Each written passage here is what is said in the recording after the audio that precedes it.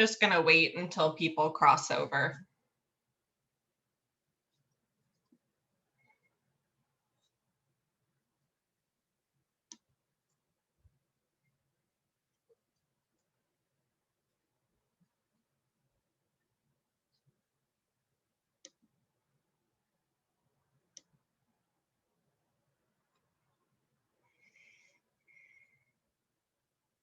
Hi, everyone. I'm just watching you pop into the attendees list right now. I'll just give it a few more minutes because I know you were with Kathy.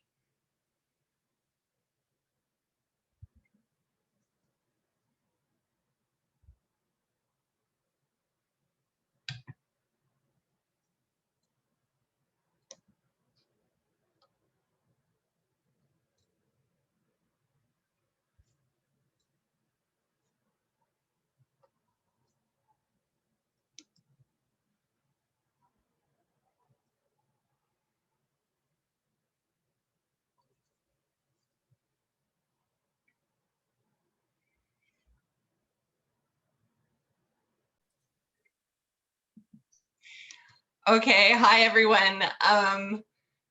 First of all, I'm starting all of my presentations with huge thank yous. Maybe you'll get bored of them by the time you've seen all four, but it's been a crazy year. Selling even a single book, there has been so many more steps and so much more effort involved on your part. So I just really wanted to say thank you for all the hard work that you do for our books and our authors and for us. And it doesn't go unnoticed. So thanks. And this morning, I'm going to be talking about the Penguin's Children's List, giving you the great highlights. This should be about an hour, and then we'll take a little break, and then I'll come in with the Penguin Adult highlights. And that's when I'll talk about, I have a few promos too. None of them apply to the kids' titles on this list, so I won't talk about them until then. And I recorded 2 of my presentations just so we wouldn't have to sit here together for 5 hours. That seemed like a lot to me. So I have recorded the Knopf Doubleday adult highlights and the Random House children highlights. Lucy, lovely Lucy, as always, has sent around the catalog links for both Book Manager and Catalyst. So you should have those. Oh, I see we have stuff in the chat already. Okay, I see. Feel free to ask me questions in the chat as we go along. I'll do my best to answer. And with that said, we're gonna get going.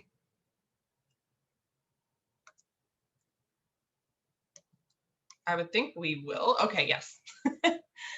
Starting with board books. This year, you all know, of course, we had the very unfortunate passing of Eric Carle.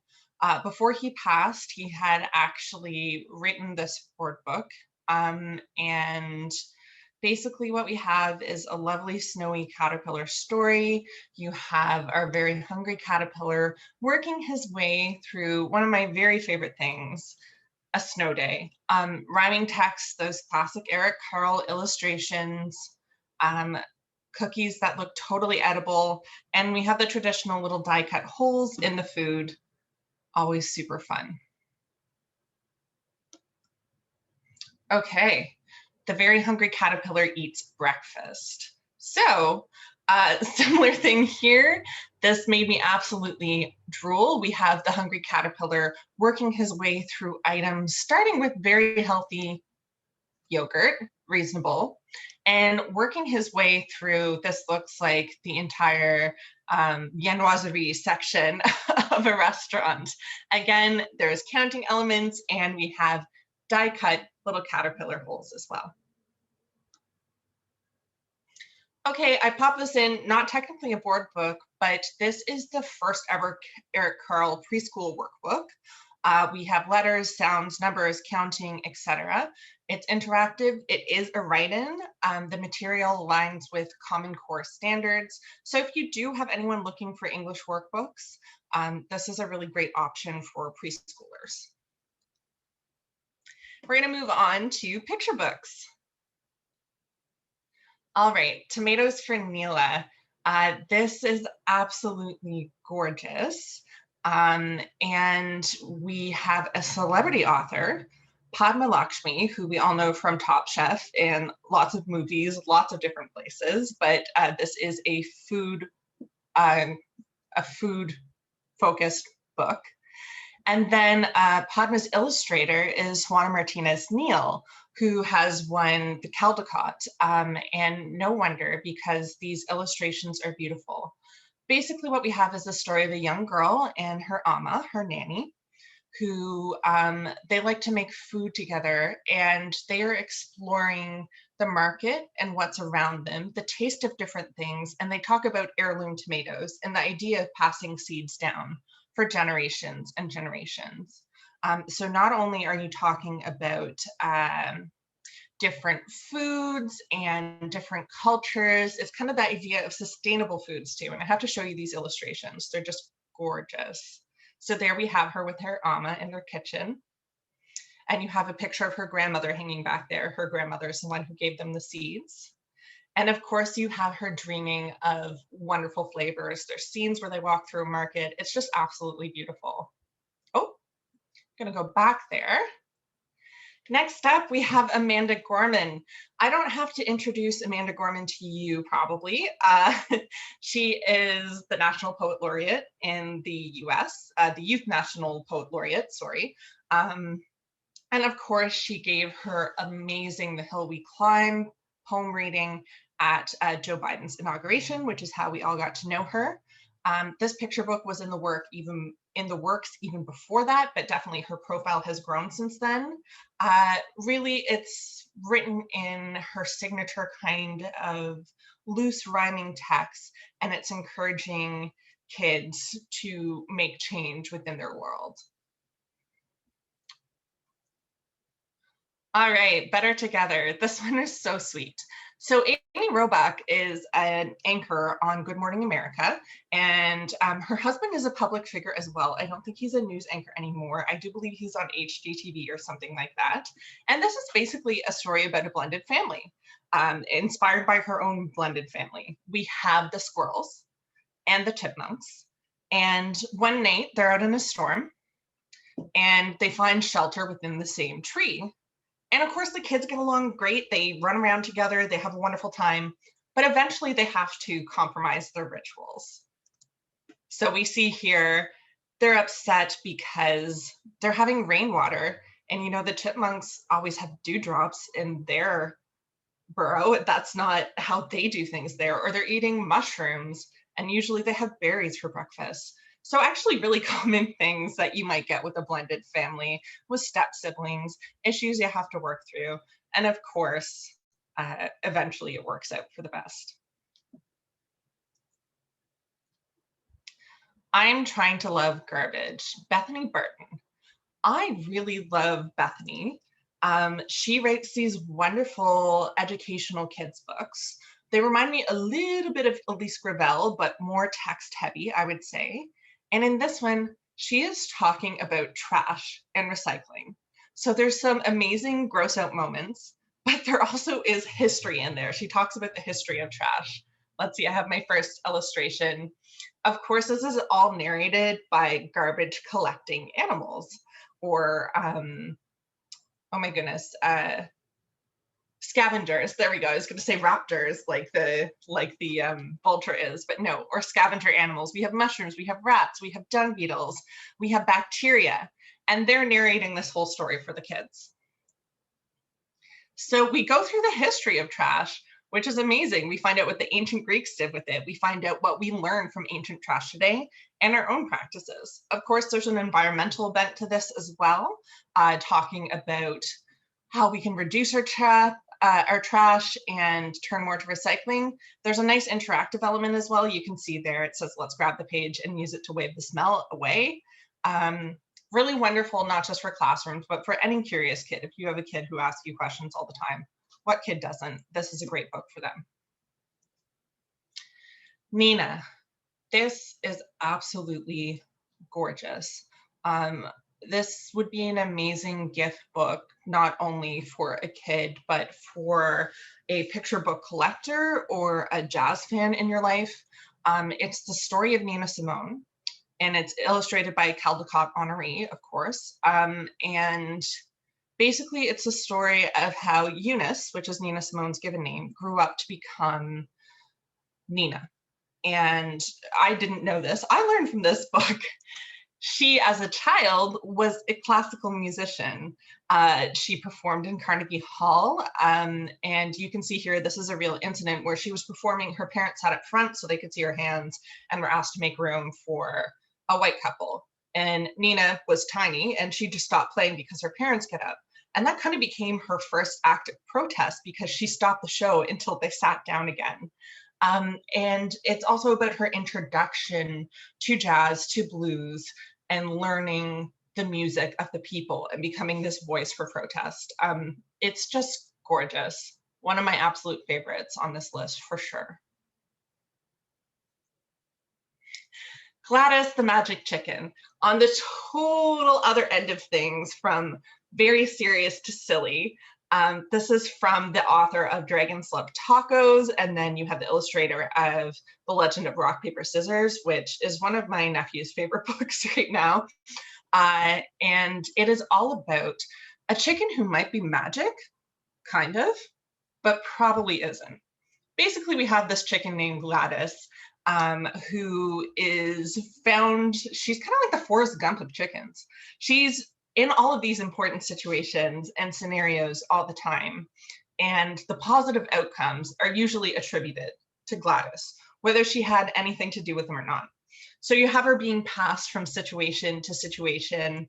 And here we have a princess writing a song about her, a ballad that becomes very popular. And the whole thing is Gladys really magic? Or is she just in the right place at the right time? It's super silly. It's very fun. The text layout kind of reminds me of Interrupting Chicken. There's some innovative things there, as you can see with the banners. It's a super read aloud. I Don't Want to Read This Book by Max Greenfield. So you might not recognize the name Max Greenfield, but I bet you recognize the actor. He is the actor who played Schmidt on New Girl, among other roles. And this is a picture book inspired by having to teach his daughter at home. His daughter was recently diagnosed with ADHD and dyslexia, and obviously is a very reluctant reader. So this is an ode to the reluctant reader, and it's a super funny read aloud book. Honestly, I think it would work even without the celebrity hook, although clearly he will be promoting it a lot. I'll show you some of the interiors. And I mean, it deals with a lot of the stuff that we know is crazy about English, like the word doubt. What is a bee in there doing in there? Why would we ever put that there? It makes it so much harder to read as a newcomer to reader, or to English too. This is an excellent book for ESL. And here, we'll go to the next page. You can see the text layout is different. There's a lot of fun visual elements to explore. It's just another super read aloud, and I think would be very reassuring to reluctant readers. Calvin, this is another beautiful book. And illustrations are just stellar. I love that cover so much, Calvin's little face. It would be perfect for if you sold Julian as a mermaid or Julian at the wedding at all. This is kind of an excellent companion book to that. It's all about a transgender boy in his first day of school. It's inspired by the author's family story. They have a transgendered child, although it's not their particular family story. However, they have experience. So it's all about Calvin introducing himself to his family with his new name. And then his first day of school, what's really wonderful about this is it kind of has best practices for schools and teachers and parents throughout it. So we have the principal who welcomes Calvin by his new name. Calvin's best friend has been told by his parents what his new name is, and that he is now a boy, so that he feels welcome and he's being reassured and being greeted with his identity right away. There is some resources in the back as well for parents, teachers, or to go over with your kid as you're reading. Negative cat. I mean, we've all met a negative cat, for sure. Sophie Blackall is a two-time Caldecott winner. And basically, this is a story of a young boy who goes to a shelter to pick out a cat. And he wants a playful cat, or a smart cat, or a cat that will learn tricks and cuddle him and love him. And instead, what he gets is a pretty negative cat. So we see him choosing him there. His cat's name is Max. And the little boy, through trial and error, and his family is getting mad at him for having chosen such a lemon of a negative cat, through trial and error, he discovers what his cat likes is being read aloud to. So we have that wonderful element of book love and the importance of reading mixed in as well.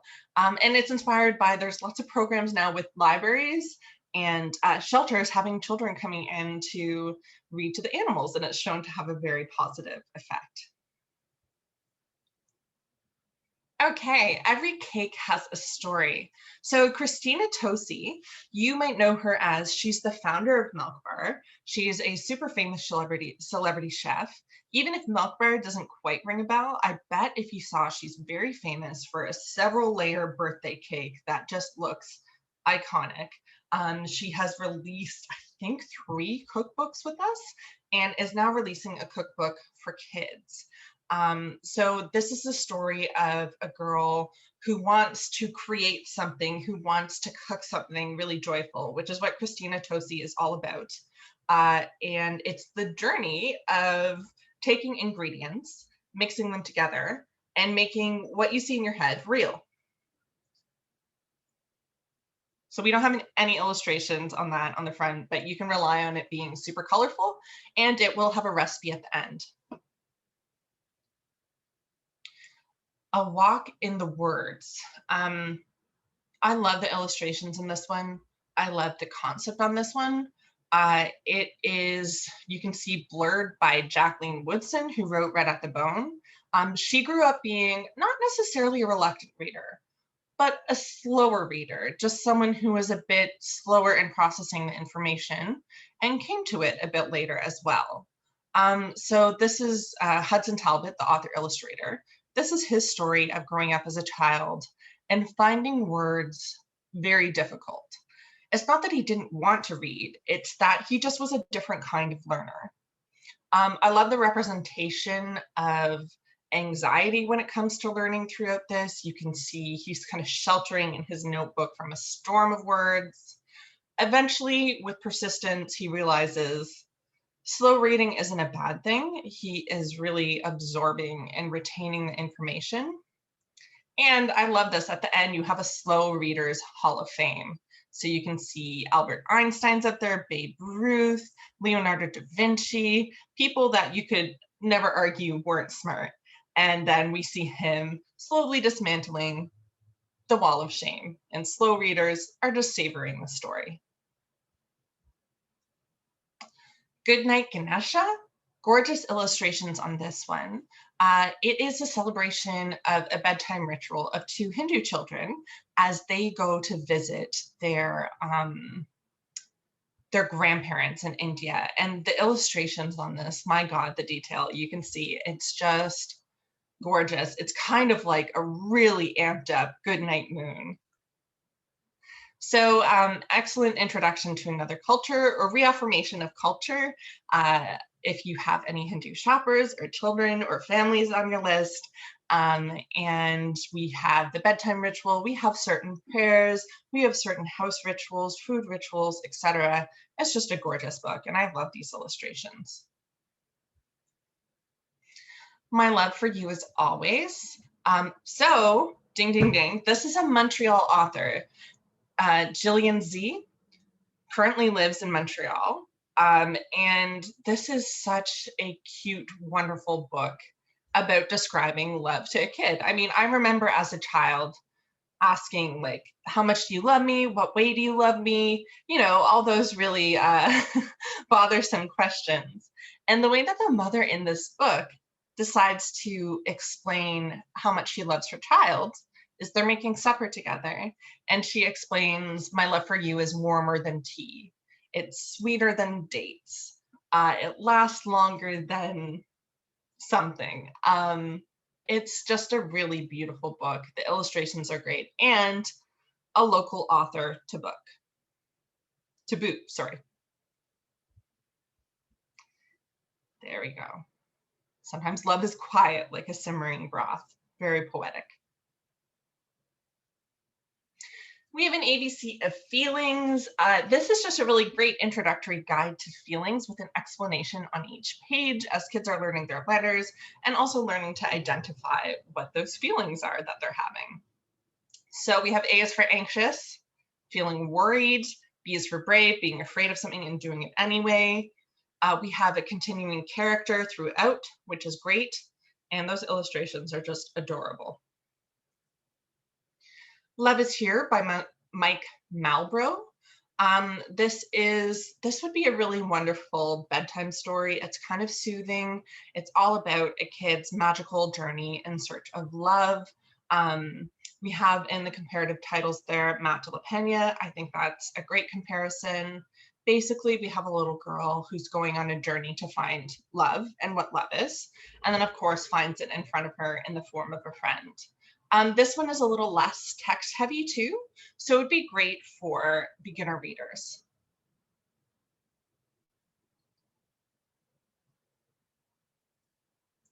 Once There Was a Bear by Jane Riordan. This is really interesting, and I think it will do great. I think it's an awesome Christmas book. What it is a new collection of Winnie the Pooh stories told in the style of A.A. Milne. So Jane Riordan is writing, and then we have Mark Burgess and Ernest H. Shepard illustrating, and it's basically a prequel to the Winnie the Pooh books that we have. I don't have interior pages to show you yet, but I managed to read a little excerpt, and I can tell you that Jane Riordan has the style of the voice just down pat. You would not know that it hadn't been written by A.A. Milne.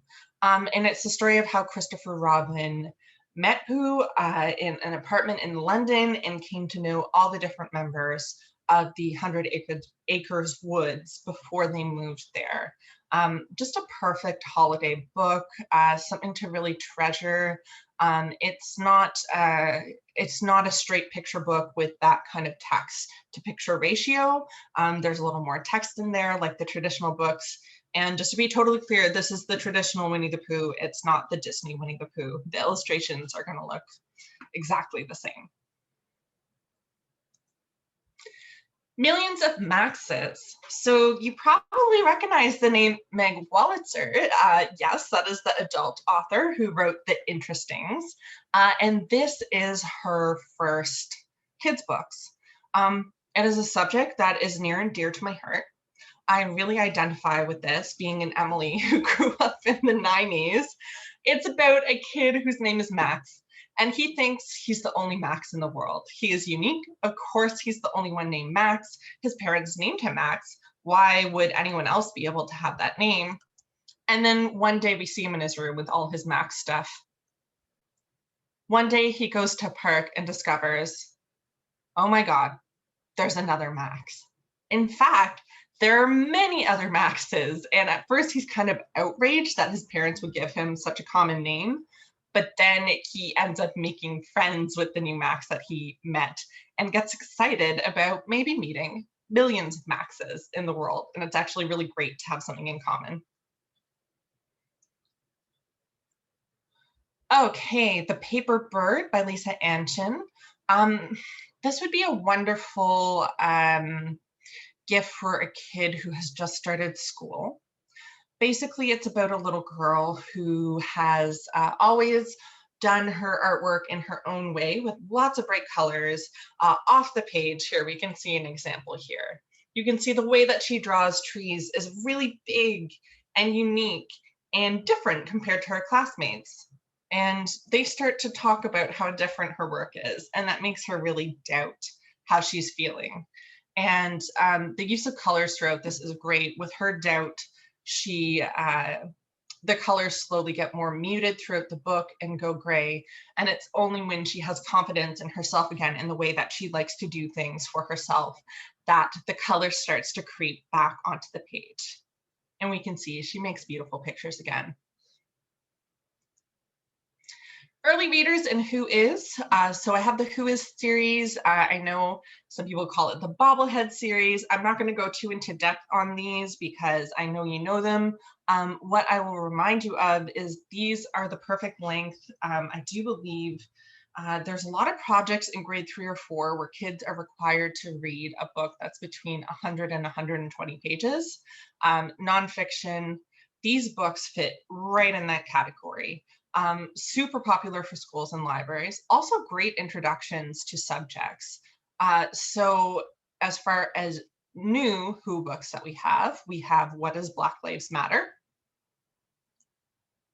And then, this was brand new to me, we have a Who HQ, oh, that's hard to say a lot, graphic novel series.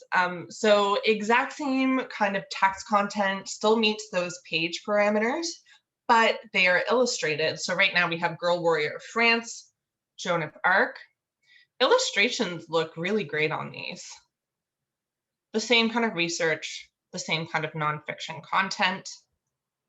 And then we have Rosa Parks and the Montgomery bus boycott. You can see art style is slightly different on those.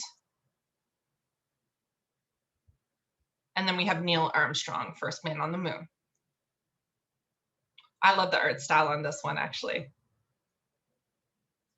Okay, and then back to the traditional What Is series. We have, what is the coronavirus disease? I mean, I really hope teachers don't make kids do a project on this right away, but here we go, good to have. And then what are the Winter Olympics? On to middle grade. Okay, Last Kids on Earth and the Doomsday Race. This series, this is book number 7. It has just gotten more and more popular.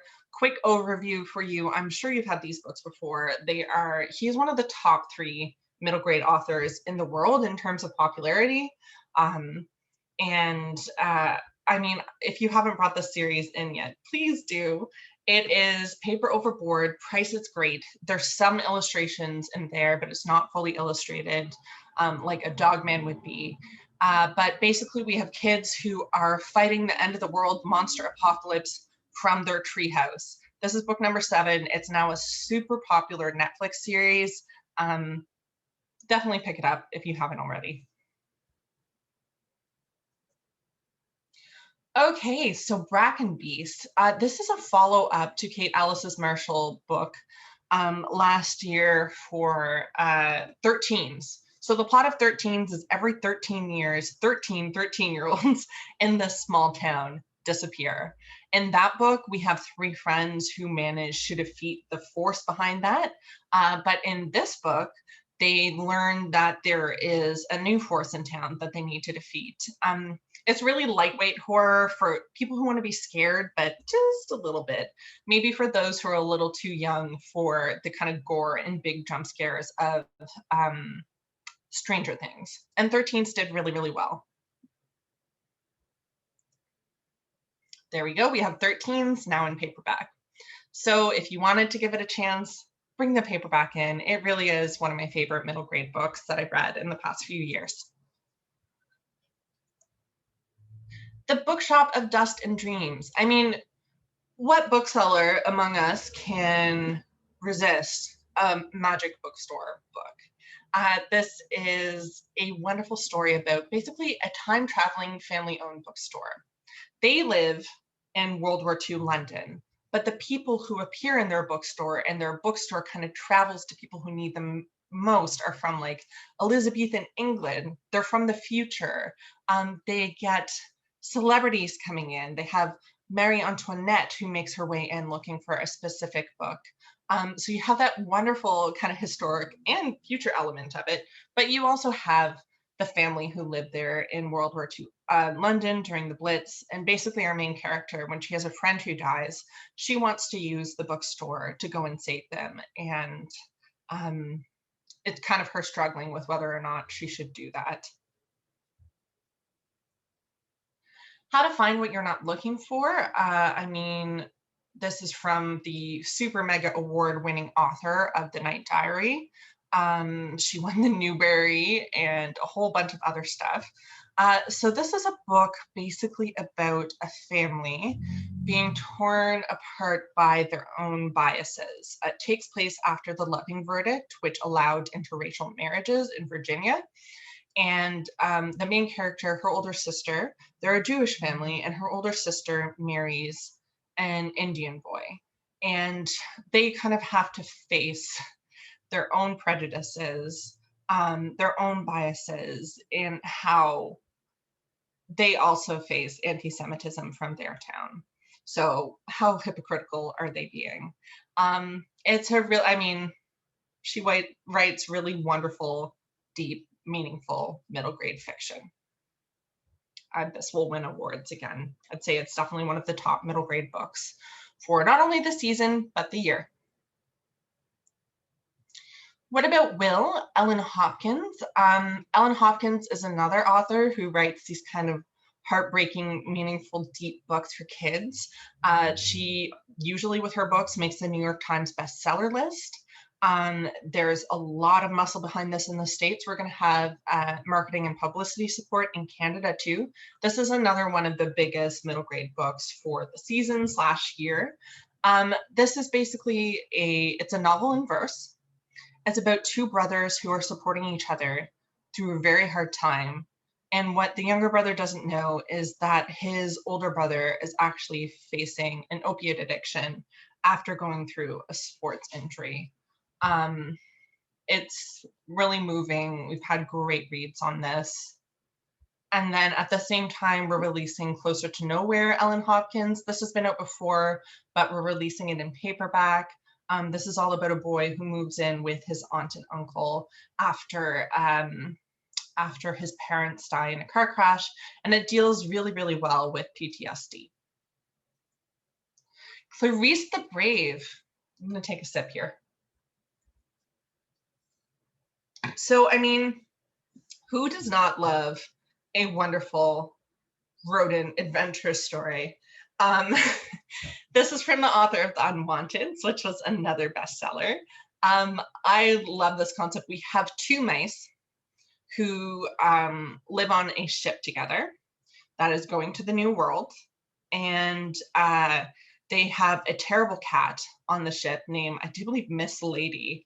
And they have a saying that the only safe cat is a fed cat. Then Clarice is the main mouse. We see her there.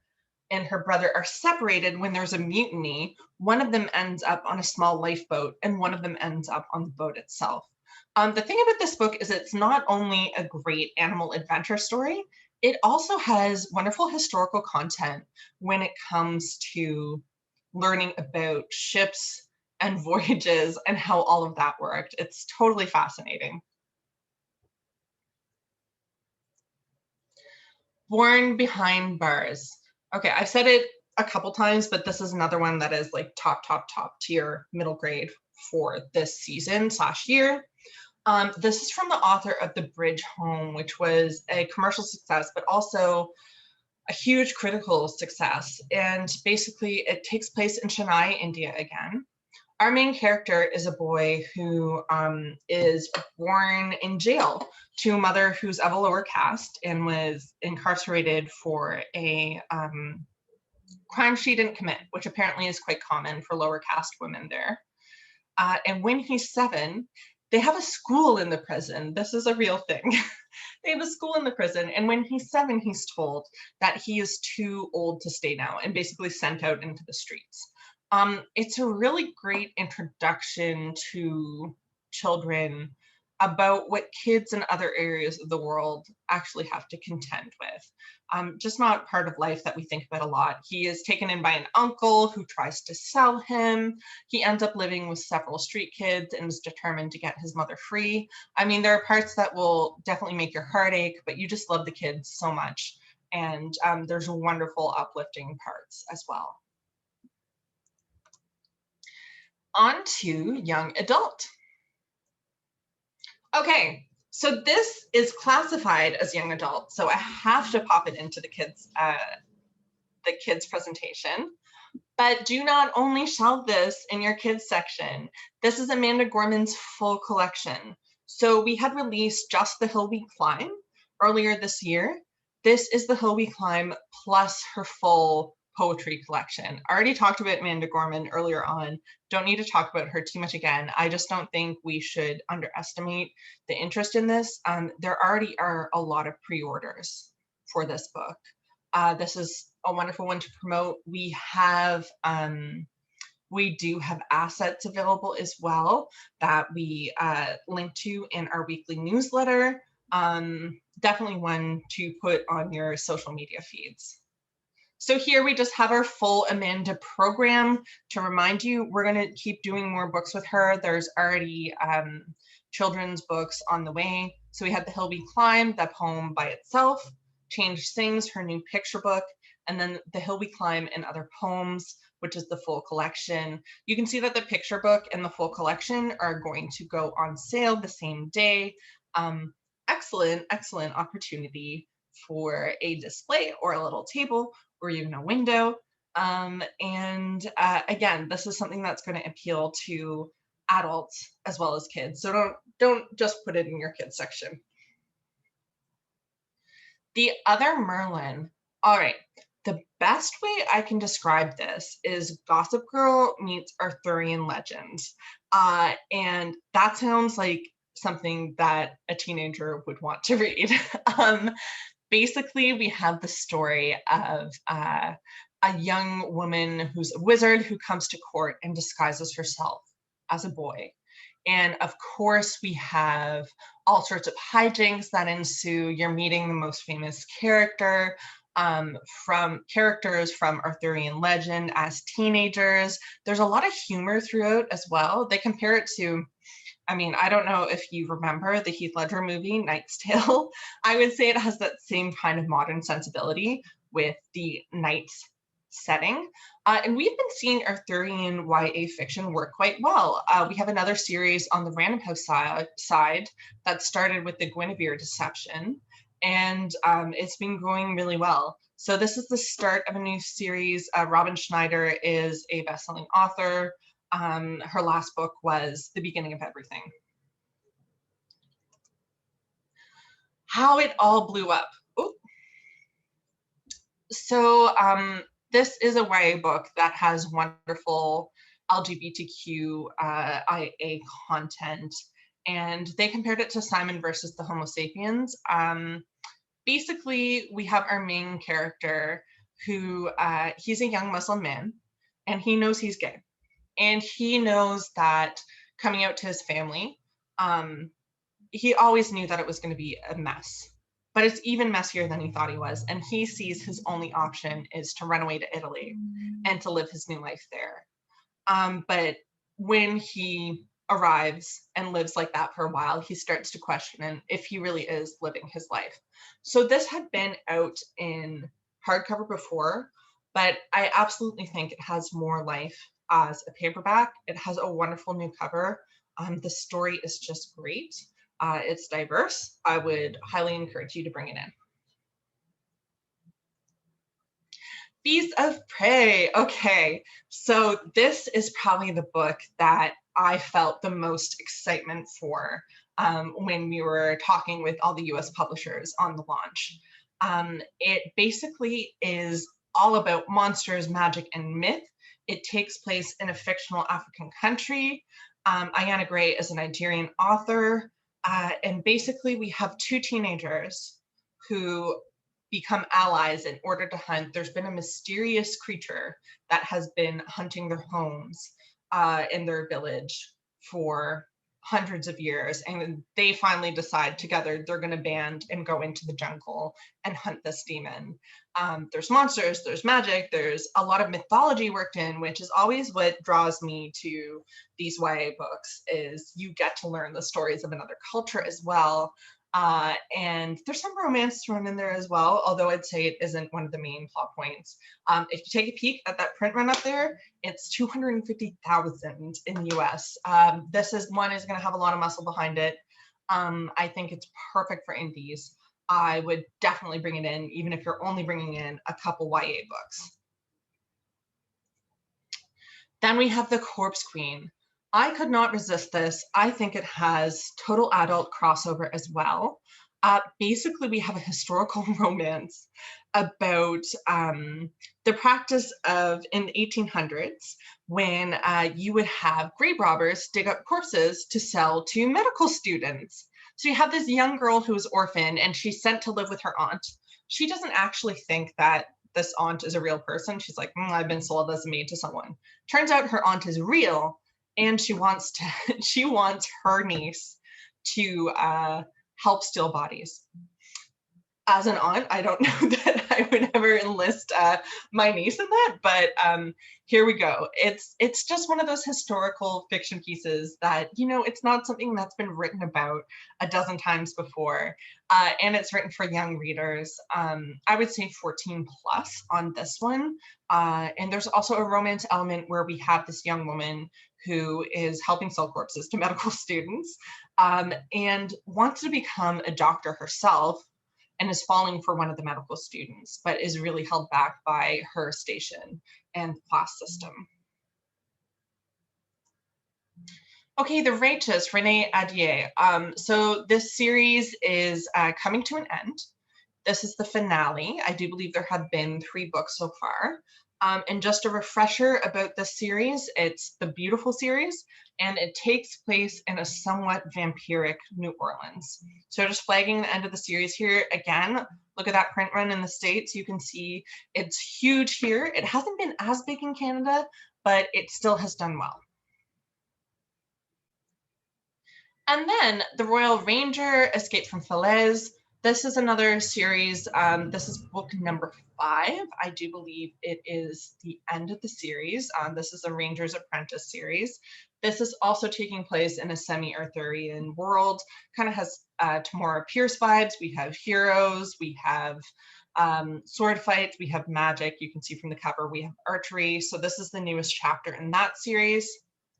And then we have book number 4 now in paperback as well. Okay, Chasing the Truth, a young journalist guides to investigative reporting. Now, I know YA adaptations of adult books, I feel, don't always work the best, but this is an adaptation of She Said, and the way it's been modified and adapted and changed for younger readers is really, really great and smart and good, and I think works. So it's now Chasing the Truth. And this is by Megan Toomey and Jodi Kantor, who you probably remember are the journalists who broke the Harvey Weinstein story.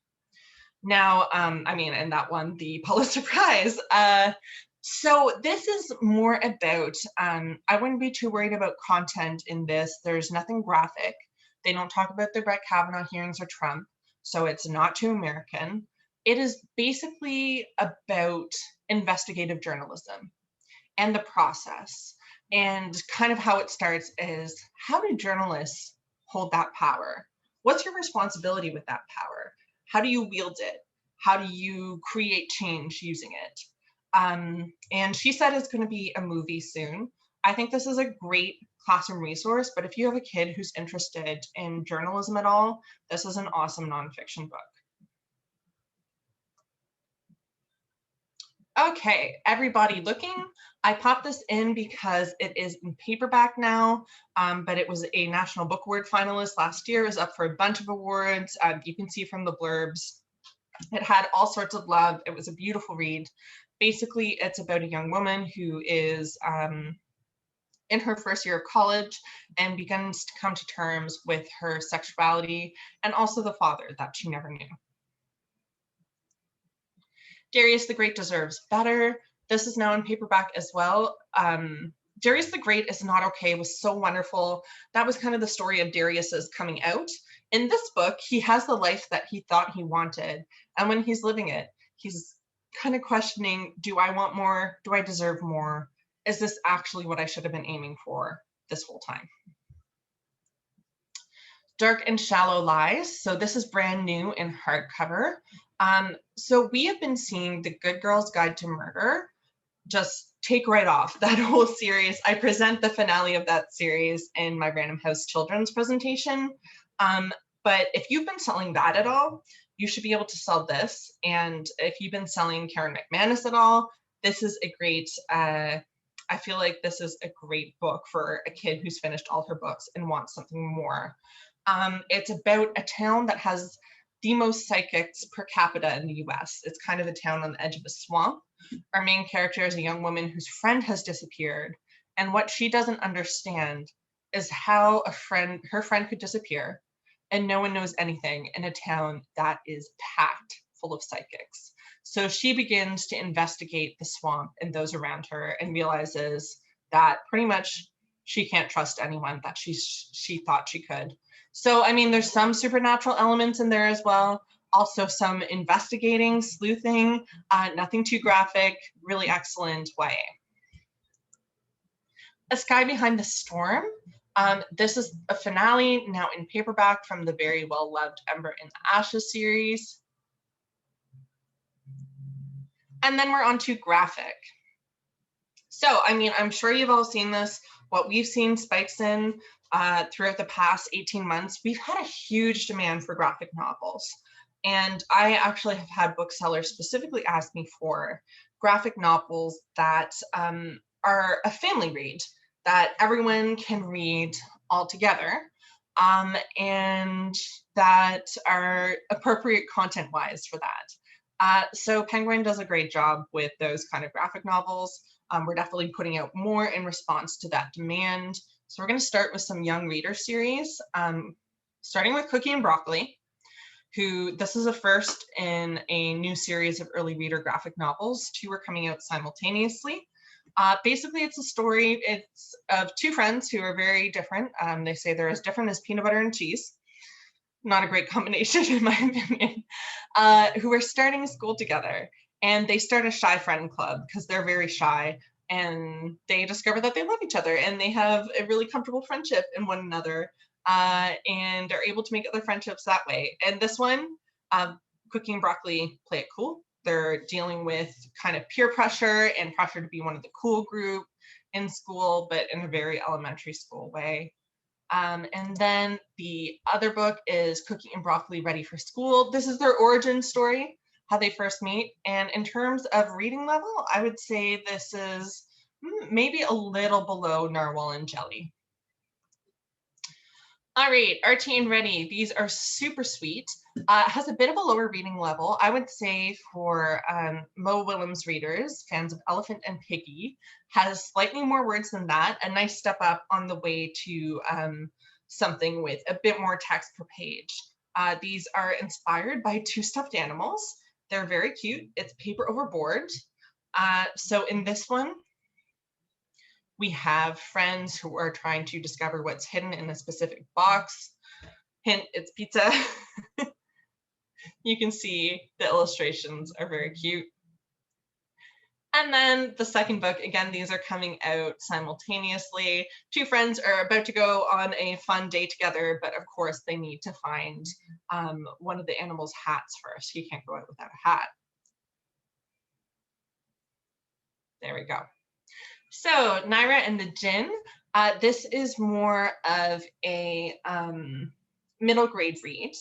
I don't have any interiors for you yet, but I posted, this is a picture of the author's art style, a sample of what's going to be in the book. It's kind of manga style in terms of drawing, and that's another thing that we've seen a spike of interest in. If you ever want to talk to me about, you think you want to bring manga into the store and you're not sure what, we have some lists for starting a little manga shelf in the store. We've just seen a huge peak of interest in everything manga. This is a boarding school story with a Djinn about a young Muslim American girl who has very strict parents. They sent her to a boarding school and a Djinn or genie starts appearing to her at night. And then she discovers a friend when she finds another girl has a Djinn and genie who's appearing to her at night as well. I think a good comparison would be Raina Telgemeier Ghosts, where we also have that kind of supernatural element, but it's really focused on the kids coming into themselves and their selfhood. Otto, a Palindrama. I have never been more impressed by the text of a book. This is by John Agee, who wrote Go Hang a Salami, I'm a Lasagna Hog, which is the longest palindrome in the world. You can read it the same, backwards and forwards. So this palindrama, every single page is told in palindromes. I'll show you here. We have, basically it's the story of Pip, palindrome, who is going on a journey back home. He is not sure if he's going to be able to make his way back to Mom and Pop, and everything in the city can be read the same forwards and backwards, like Lonely Tylenol, Elite Tile. This is like, I'm just so impressed by all of the palindromes that this man has managed to find. Here we see some dialogue, right? So Retro Pete Porter, palindrome. Just amazing, so fun, especially for kids at the age where they're kind of getting to understand and appreciate language jokes. Any English nerd would love this. Also great for classrooms. All right, The Sleepover. This is kind of like a less spooky Stranger Things. I know I've said that before, but basically we have 4 boys who are dealing with a recent loss, and they decide they're going to cheer their friend up by having a traditional all-night gaming sleepover party with the Doritos, the pizza, the pop, everything. But the friend who's hosting, his mom is a single mom and has to go to work at the last minute, and she hires a new nanny. And they discover that this nanny actually may be a monster who's responsible for the death of many children in their town. And of course, it's up to them to hunt her. So, I mean, there's a little paranormal element. It really is very friendshipy, Stand By Me, all about the 4 boys and the relationships together. Like the art style on this one too. Definitely upper middle grade in terms of reading levels. Okay, Shirley and Jamila's Big Fall. This is such a cute series, and it is packed full of Canadian content. It takes place in a Toronto neighborhood. All of the references are, I mean, like what's on the radio, etc., are Canadian and recognizable and wonderful for kids. Basically, it's about 2 young girls who are the Sherlock and Watson of their neighborhood. In this book, this is book number 2 of the series. And in this book, they are taking down a class bully who has been blackmailing everyone. There's some friendship issues in there too, like a new girl joins the group and kind of thinks Jamila is weird. It's just a really sweet friendship story. Again, if you have kids who love Raina and want something else to read after her, Shirley and Jamila is a great series that they will also love. Then we have Between Shades of Grey. So, I mean, this has kind of been a cornerstone of kids' historical fiction for the past 10 years by Ruta Septis. And it is the story of basically Stalin and a Lithuanian family who are taken to a labor camp for being political traitors. Our main character is a young girl who is a very talented artist and basically draws everything that she sees, and what happens to her family and what happens in the camp throughout the story. The illustrations are really beautiful. I mean, harrowing. And then we also see the illustrations that the girl does throughout. Just a few years ago, 2018, this was a movie. They retitled it Ashes in the Snow. It's just a really wonderful adaptation of a book that every kid should read, and maybe every parent should read with them. All right, so after that was a bit of a down note. I did group together a bunch of holiday picks for everyone. This ranges from board books to older books. So let's take a peek. You need to have a good holiday table or shelf or window. So we're going to start with a picture book. This is very cute. It's by Poppy Harlow, who's a CNN anchor. I mean, extra publicity and public profile certainly never hurts. It's basically about a little boy who loves big everything. He loves the biggest trucks. He wants the biggest slice of pizza. He wants a king-size bed, and he is in charge that year of picking out his family's Christmas tree. And he actually ends up surprising himself by going for a little Charlie Brown tree that is in need. It's a very sweet story. Illustration style is great of snow in the city. I know it's supposed to be in New York, but you know what? That picture right there reminds me of Montreal as well. And here we have him with his dog drawing a giant Christmas tree. So this is Christmas, Tracy Andreen. Over the past couple of years, we have just seen this huge giant spike, I'm sure you've noticed in your own lives, of interest in Hallmark Christmas movies all the time, and it doesn't seem like the boom is going to stop. So Tracy Andreen actually writes for Hallmark, and this book is a Hallmark romance for younger readers. Nothing too steamy in there, just like Hallmark movies. They can only kiss once. They're not allowed to drink in Hallmark movies, same thing here. And it would be similar to Let It Snow, which did quite well last year. Okay, The Legend of the Christmas Witch. So you may recognize the name Aubrey Plaza, of course. She's a wonderful actress, probably best known for Parks and Recreation, but has been and continues to be in tons of other stuff. This is her and her creative partner who have worked on this story together. Basically, I love the way this is illustrated. It's illustrated like a fairy classic kids fairy tale. It's about Santa and his sister growing up. They were two twins who lived in a forest, and eventually they were separated. She fell under the tutelage of a witch, and he, of course, became Santa Claus. And it's about her search to reunite with him later on. There's lots of fun mythology and folklore kind of worked into this. I love this. We have a picture of her with emperor penguins. I feel like I'm getting my penguins wrong. Maybe those aren't emperor penguins. No, they have the eyebrows. There's something else. I can't remember right now. But the illustration style is really lavish. It's just a lovely Christmas book to have and bring out every year. Okay, Jan Brett's The Nutcracker. I don't have to say too much about Jan Brett. Her illustrations are amazing. And of course, she sells the best at Christmas and during the holidays. The illustrations, I can't get over them. I had Jan Brett as a kid.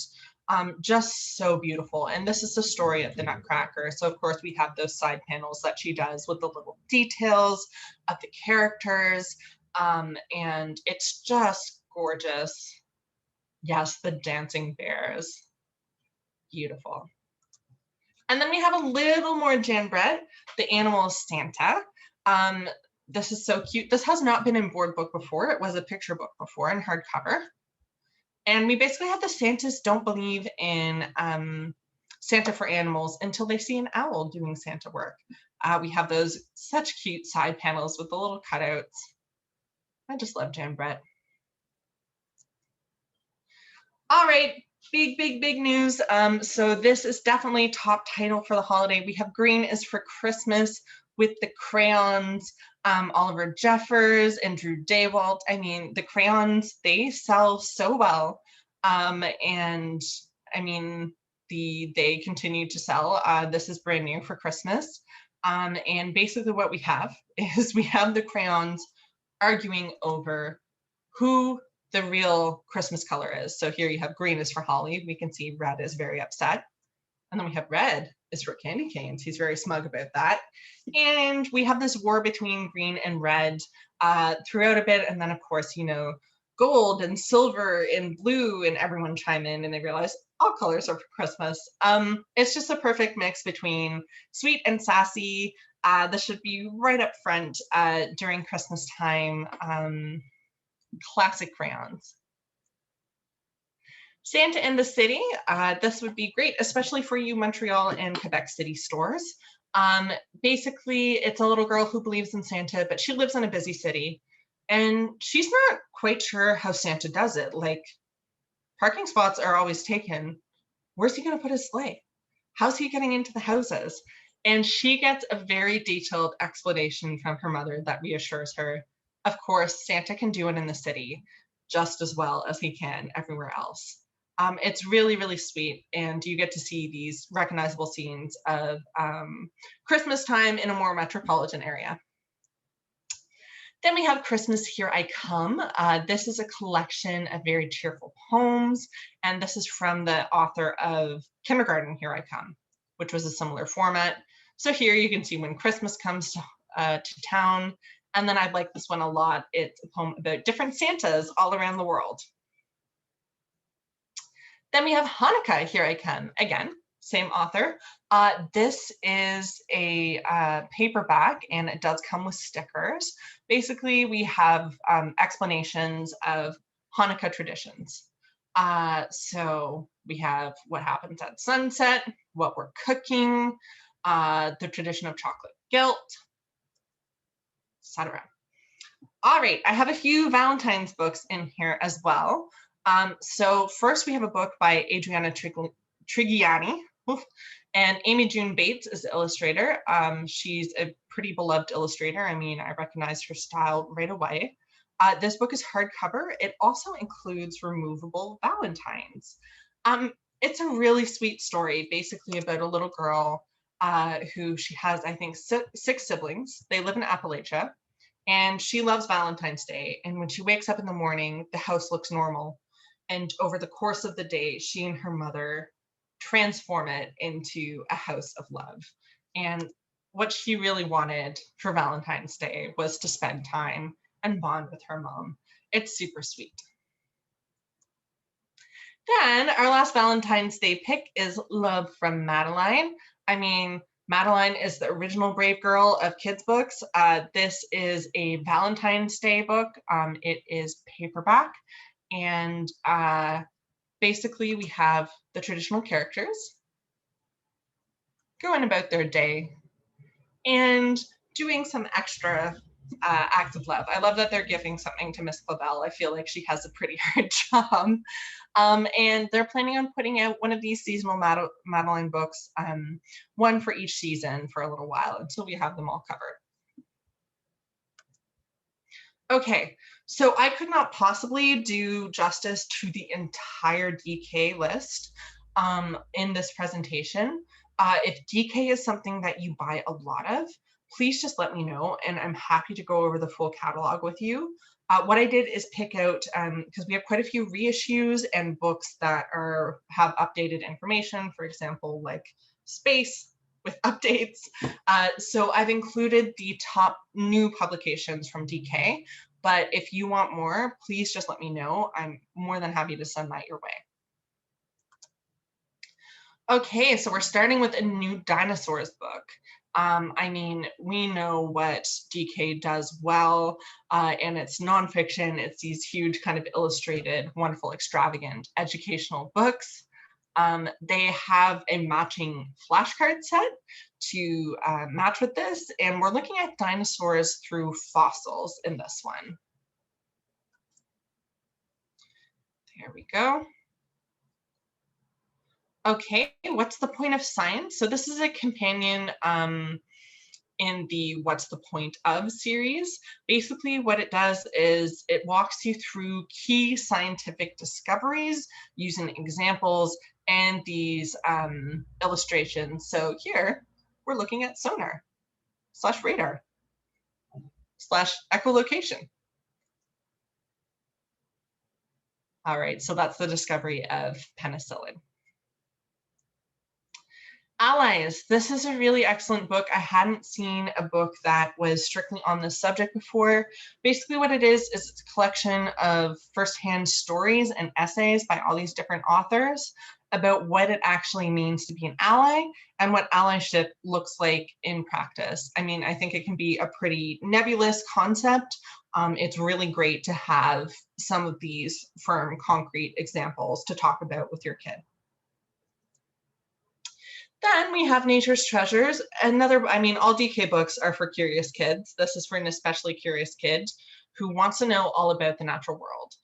So what they do is they look at 100 different objects that are found in the natural world and dive into them in depth. So first object we're looking at is birds' eggs. There we go. And there was another photo of a baby ostrich hatching. Honestly, it was a little graphic for my taste, so I didn't pop it in. But you can see you get these really thorough and beautiful and detailed illustrated explanations of what different objects in the world around us are. All right. So that was it for the kids list. I'm just going to check the chat. Okay, hello all. I'm not sure if we have newcomers from the kids section. Unfortunately, I'm sharing my screen. I can't see participants. But if you're having any issues with, I know we were having issues with the Catalyst catalog earlier on, and that should be all fixed now. If you do have an issue, please pop it in the chat. It should pop up for me. And if it doesn't for some reason, if I'm not responding, Lucy, would you mind flagging it to me? Okay. Yeah, okay, great. So we're gonna start with the Penguin adult list, all of the highlights. I mean, I think most of the same people are on. So I'm not gonna thank you again, but I am thanking the booksellers every chance that I get, because it's been a crazy year. We haven't been able to see each other in person, but I really appreciate the work that you're doing. And I know from talking with everyone that it's been a lot of work. So on to, we're going to do a little promo overview. We don't have a ton for fall 2021. We have our regular indie rep picks. So what this is, just a reminder, it's a 50% flat discount on the attached list of titles. These are all titles that each one of the reps were allowed to choose what our favorite read of the season has been. And there's an extra 4% on there to make it a flat 50 for you folks. So I have the Catalyst and Book Manager links here. No worries, after today, I'm gonna send everyone PDF copies of all of my presentations. I recorded my Knopf Doubleday Adult and Random House Children's highlights just because I didn't think we all wanted to sit here together for 5 hours. So I'm gonna send everyone PDF copies of those, and links to the promos are included there. I'm going to give a shout out to whenever I run past an Indie Picks title today, but of course there are Indie Picks titles on Anika's list as well. And then we have our regular client highlights brochure promo. This is an extra 3% on this. It's a huge list of eligible titles. What I've done is I've linked to, because it's typically across all of our clients. So there's 3 groups of clients: orange, blue, and green. That doesn't mean anything, don't worry about it. It's just the way that we organize it. So across all of these clients that we serve, there is a big list of titles with an extra 3% off. And if you reach 30 units out of all of these imprints, you get that extra 3%. So the promo that I've linked at the bottom is across all 3 of these. So if you look at that catalog and there's 30 books or 30 units that you want to buy from there, you're eligible for that extra 3% discount. It really is worth looking through. All right, so I hope you ate. Oh no, this is actually right before lunch for you folks, because we're going to talk about cookbooks. I mean, not only is fall the season for wonderful smash literary hits, we also have delicious cookbooks. Okay, so our first cookbook, Becoming Sugar-Free, Julie Daniluk, she is best known as like the resident health expert and nutritionist on the Merlin Dennis show. She is a registered dietitian, and this is all about not necessarily giving up things that are sweet, but weaning yourself off of processed sugar.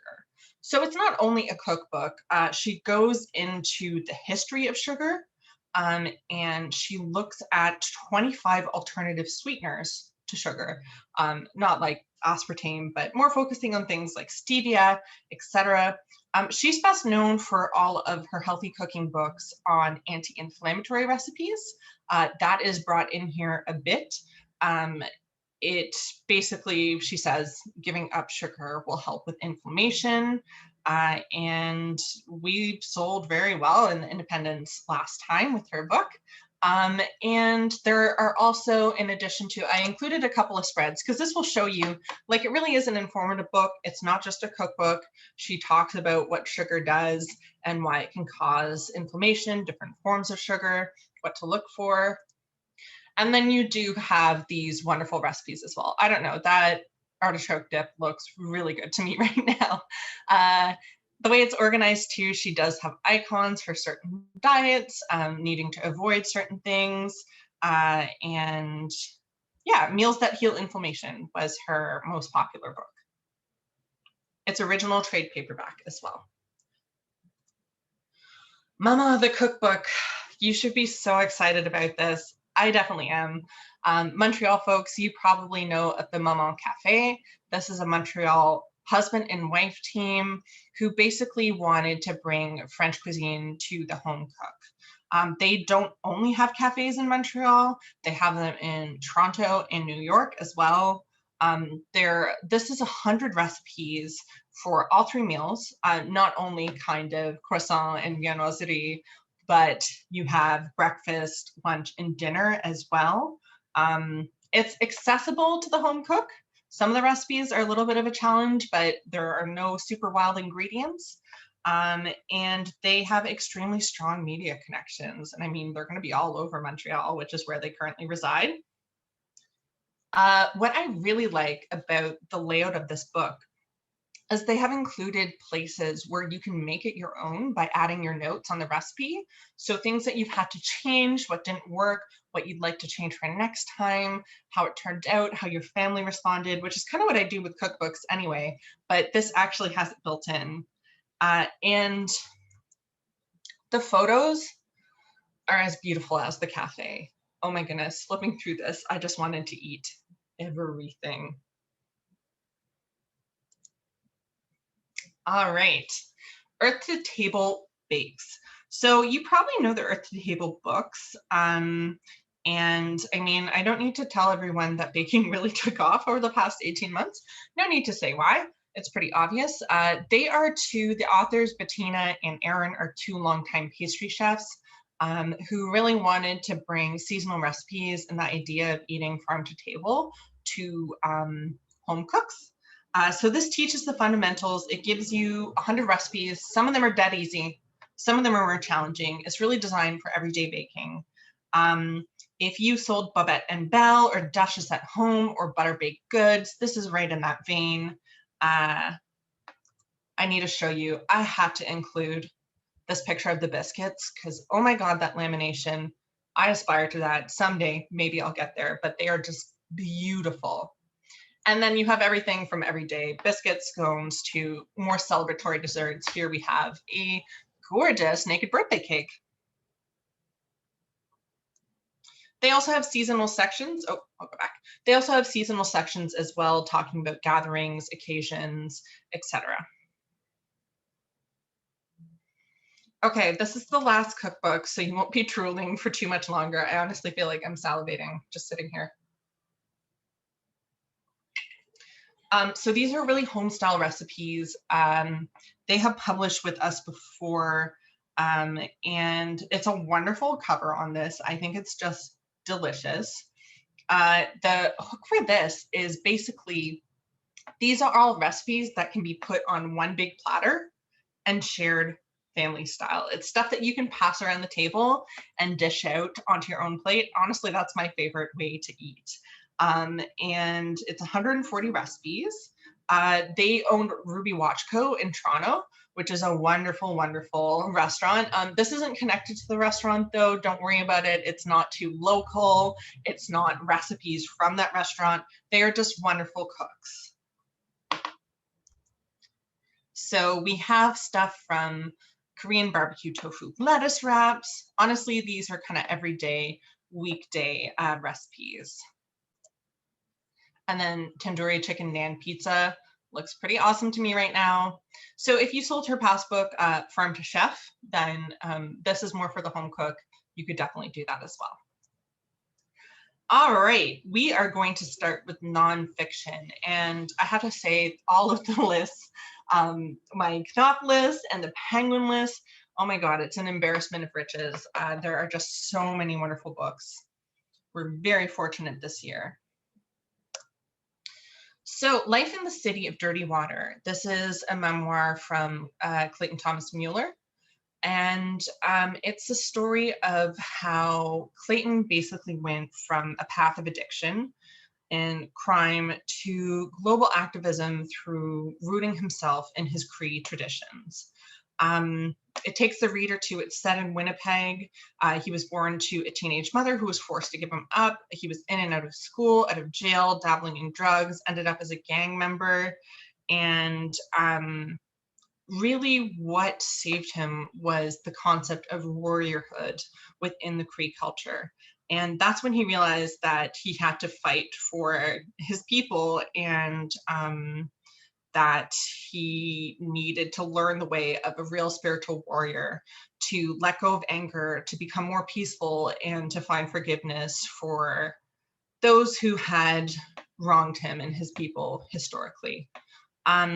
He is an amazing climate activist.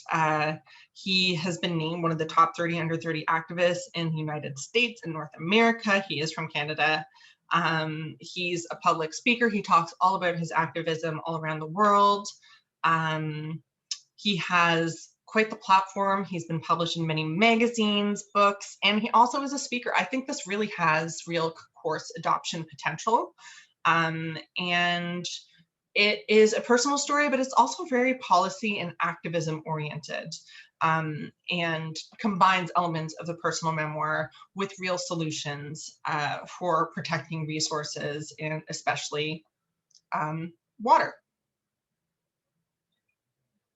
I would compare this to, I'd say, Sheila Watt Coulter, and I know that you probably sold her. I think you can definitely sell this. The Moment, Andrea Constad. So Andrea Constad may not be quite a household name, but she should be. So Andrea is Canadian, and she is the woman who was the linchpin in the case to bring Bill Cosby to justice, and allowed 60 other women to come out and speak against him as well. She's a total hero, and I actually didn't realize that she was Canadian. So this goes through everything from the event to how the DA declined to prosecute the case because they didn't want to prosecute against America's dad at first. She took it to civil court, she won, and then had to sign an NDA. And then all these years later, bravely came out against the NDA to speak against Cosby. And right now, unfortunately, Cosby's conviction might get overturned. So his case will be back in the media next year, and this just makes this book even more important.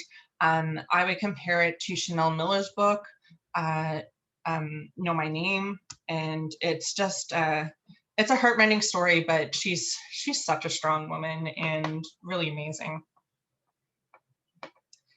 Okay, totally different note.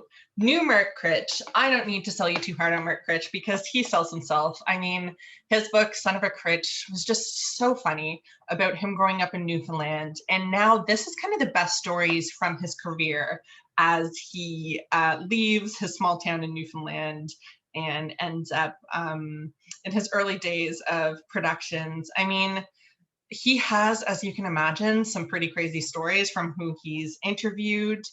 This is the best stories from his career. He especially loved going behind the scenes and making politicians blush, which who does not like having an eye on that? And he put no limits on what he says, and he's genuinely funny. I can't recommend the audiobook for Son of a Critch enough. Of course, he has a huge platform. He's still on This Hour Has 22 Minutes.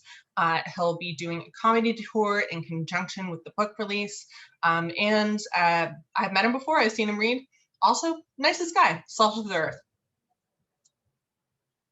All right, Whisper on the Night Wind. Adam Schultz. Oh shoot, I look at my notes and of course the cover has released today and I didn't see it until right now. So Adam is of course a Nat Geo explorer. He's one of the best known Canadian explorers. We all know him for his books where it's kind of him in nature. So Alone Against the North, A History of Canada and 10 Maps, and his most recent and most successful book, Beyond the Trees. This is a totally different story, and I'm so intrigued. I think it will appeal to a wider audience. Basically, it's a story of Adam travels to a ghost town in Labrador. And why he decides to go there is because in this town, there is a legend. Basically, in the 1800s, there was a strange and mysterious creature that stalked this town and its townspeople. And you might say, you know, what makes that any different from legends of Bigfoot, et cetera, et cetera. There are a lot of firsthand accounts from scientists and doctors, as well as townspeople who experienced at the time. So he goes out to this isolated ghost town in northern Labrador to talk to people about the folklore behind this creature and hunt it through the woods. I don't mean hunt to kill, I mean try to find it. It's an adventure story wrapped in with mythology and folklore and investigative journalism. We have 2 more books from Adam Schultz coming, not stopping anytime soon. And I don't know, I'm really excited to read this one. Don't be trashy. So on the Knopf Doubleday list, we have a Zero Waste cookbook, and this is a book from the founder of the Zero Waste Collective. It's a paperback original, and really it's all about how to reduce physical trash in your life and focus in on what really matters.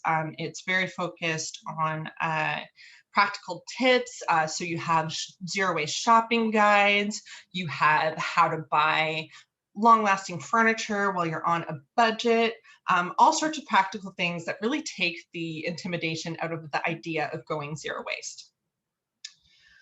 Okay, so this next book I did not know I was going to be able to tell you about until like 5 minutes before I started presenting today. So I just popped in the asset as quickly as I could. This isn't quite the cover, but we just released information today. So this was Untitled 5721, and I can now tell you that it's Over the Boards by Hayley Wickenheiser. And this is going to be a big sports bio. So Hayley, if you didn't know, she is a hockey player. She was the first female to play hockey professionally as her sole source of income other than a goalkeeper. She was on the Canadian Olympic team for 23 years. She, as well as 2 other Canadians, hold the record for the most gold medals ever won at the Olympics. She just has this incredible, oh, I see I have a chat. Saw her wearing her mask below her nose. Kim, I'm sorry, she is a doctor, so she has no excuse for doing that. But she is an absolutely incredible athlete. And now she works for the Maple Leafs. I mean, she's inarguably the greatest women's hockey player to ever lace up.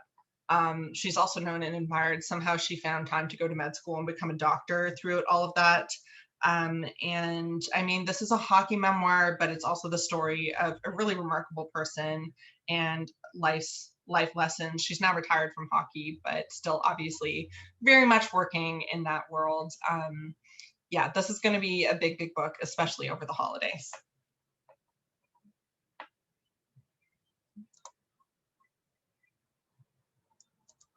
Oh, for some reason, it's not letting me go. There we go. Okay, The Urge by Carle Eric Fisher.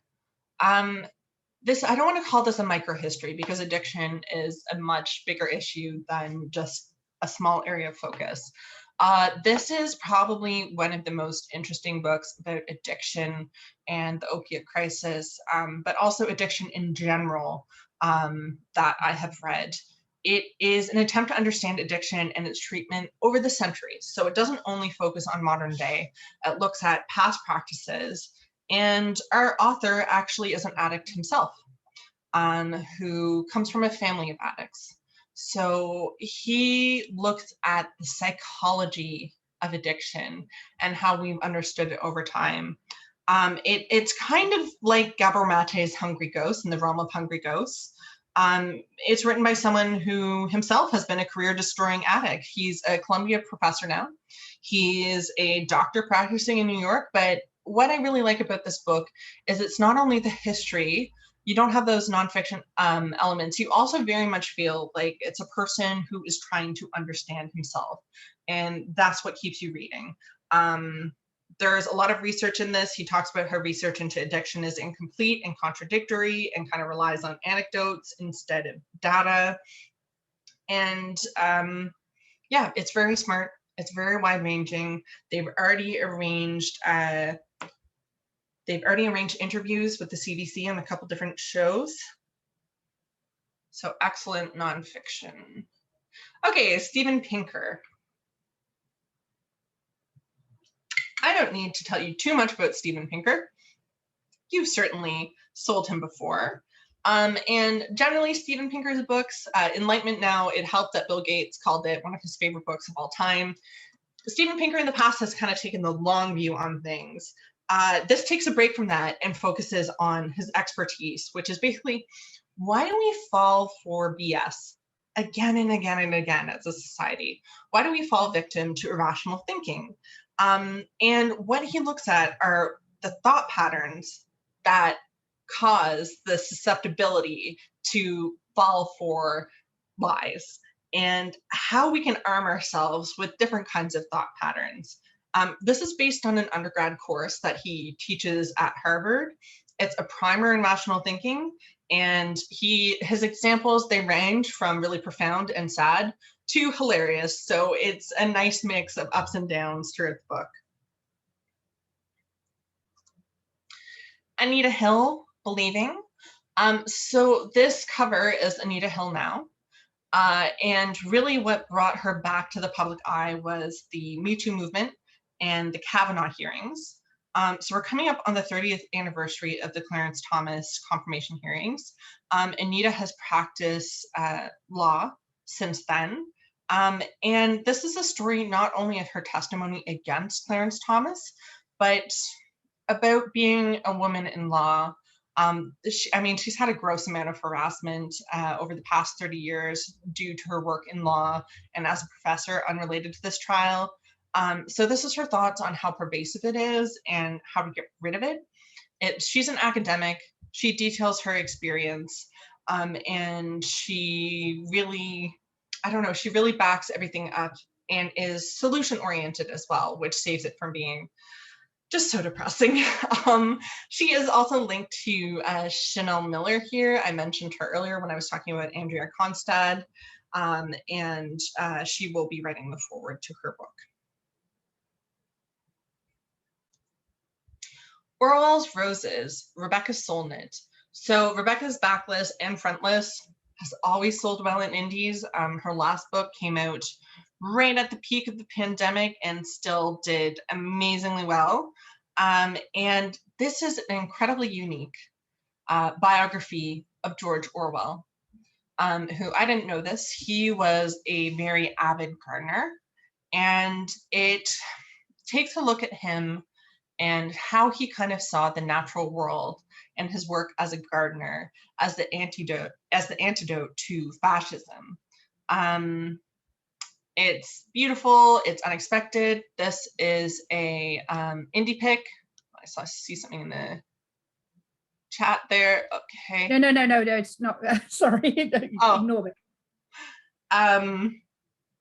And it's just really beautiful. We've had a couple of Orwell biographies lately, but this one has the most unique take on Orwell, I would say. And it's an indie pick, so you get that extra 4% discount. All right. So the next one, unlike Haley, I can't tell you anything about. They are only releasing information on this on Saturday.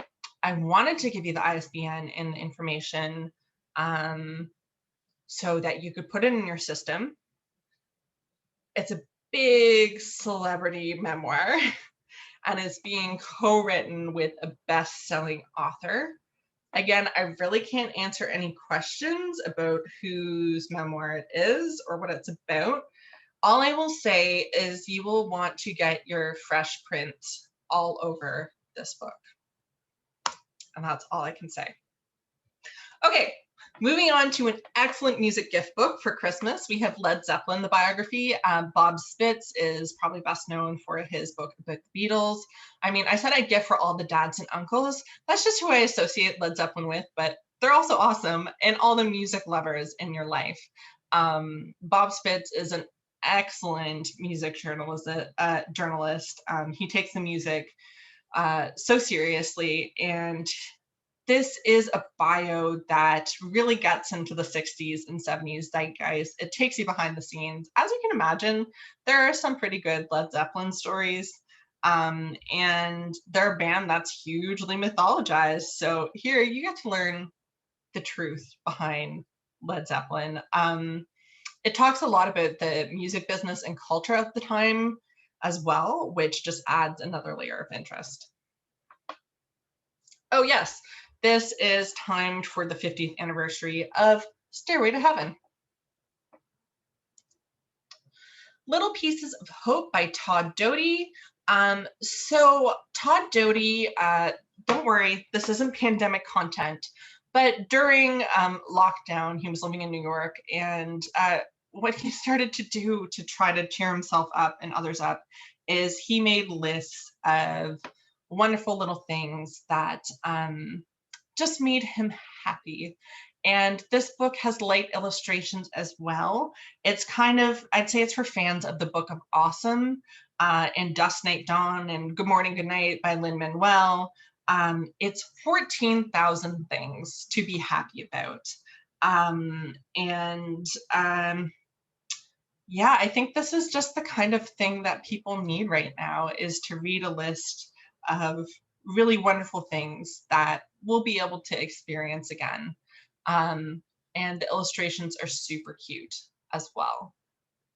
It's a nice gifty little package. It's paper overboard, $22. Okay, Phoebe Robinson. I'm very excited about this. So please don't sit on my bed in your outside clothes, which is a sentiment I never had voiced until I saw this title, but totally agree with. This is the first book of a new imprint called Tiny Reparations, which will be run by Phoebe Robinson.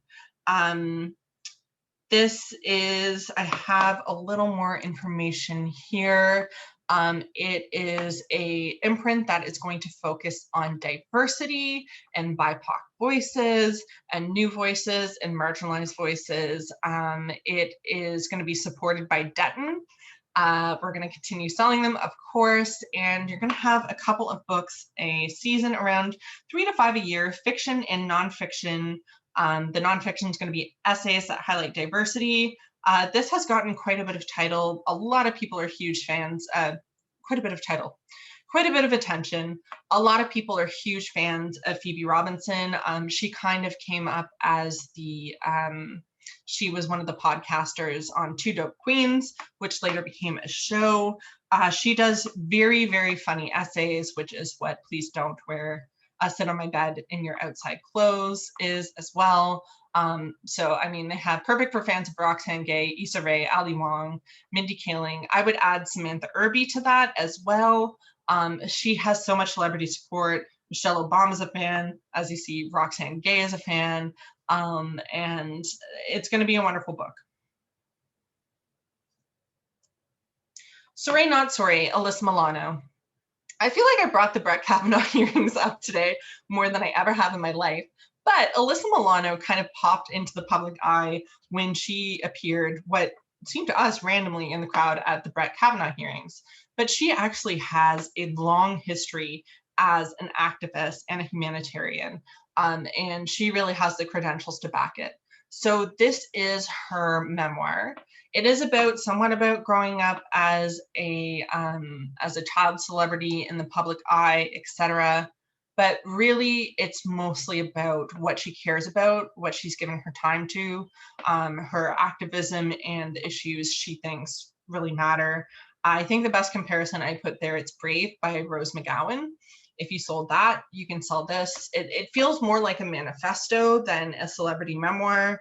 And there's investigative journalism in it too. She is the real deal. The title, Sorry Not Sorry, is also the name of her podcast, which has really taken off. Okay, Mary Roach. We all know Mary Roach right there, best-selling author of Gulp and Stiff.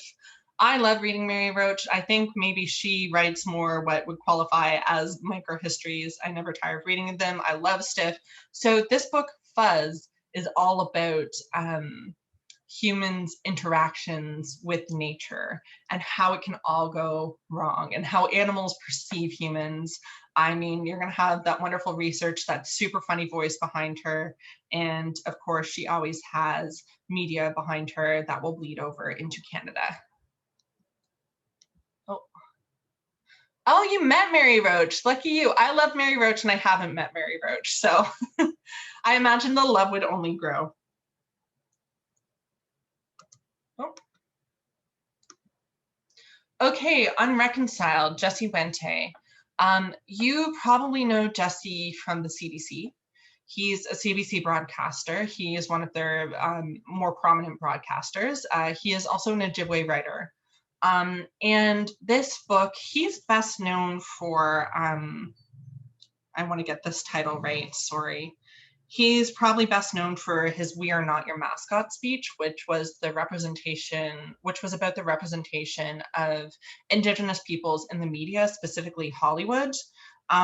So this is his memoir, and it's kind of a manifesto as well. His editor has called him the Ta-Nehisi Coates of Canadian Indigenous people, which is quite the commendation. Basically, he shows how false Hollywood images of the Indigenous person have caused him real harm. So in addition to the memoir elements, he also talks about how Canada's approach to reconciliation is all wrong, because you can't reconcile something that wasn't on equal footing in the first place. So his thesis is kind of, there never was an equal relationship between Indigenous peoples and Canadians. So there's not something to reconcile. We have to build from scratch. I mean, if you have read and sold Inconvenient Indian, The Skinner Inn, and The Reason You Walk, absolutely you should bring Jesse in. And I mean, of course, the CBC will be all over it. He has multiple shows on the CBC, and he's an incredibly strong voice. Yes, you also see he's been blurbed by Thomas King there, who is a huge supporter of his. I do want to point out too, this is a very different book than In the City of Dirty Water. I think you need both. I think you should bring both in.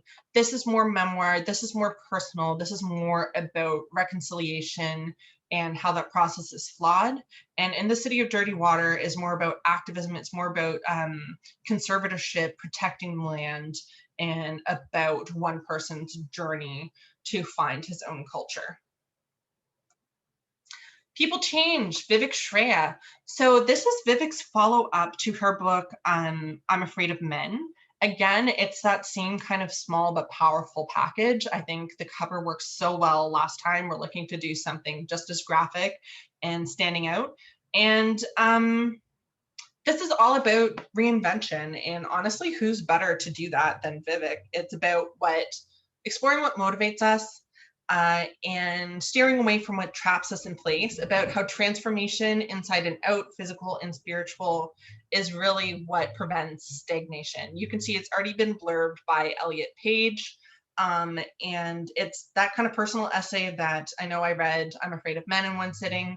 Same kind of length. Absolutely, you can do the same thing with this. And Vivek's profile, since we published I'm Afraid of Men, has tripled in terms of Instagram followers, etc. She's become a brand ambassador for Pantene and MAC. So it's only going to be bigger things from here on out.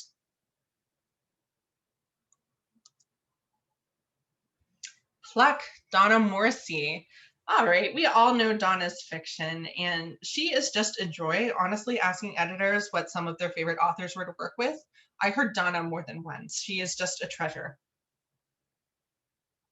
Donna had a flat out crazy childhood in very rural Newfoundland.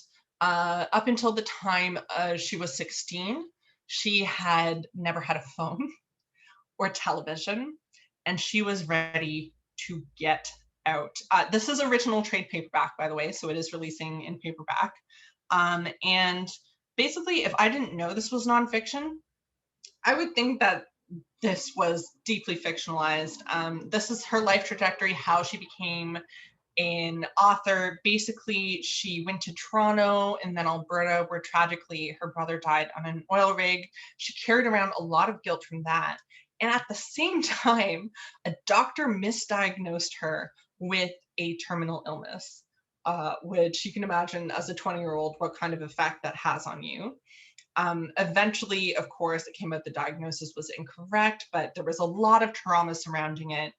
There's a ton of humor in this book as well that she injects into it. She's very charming, and it also deals with mental health and grief and trauma.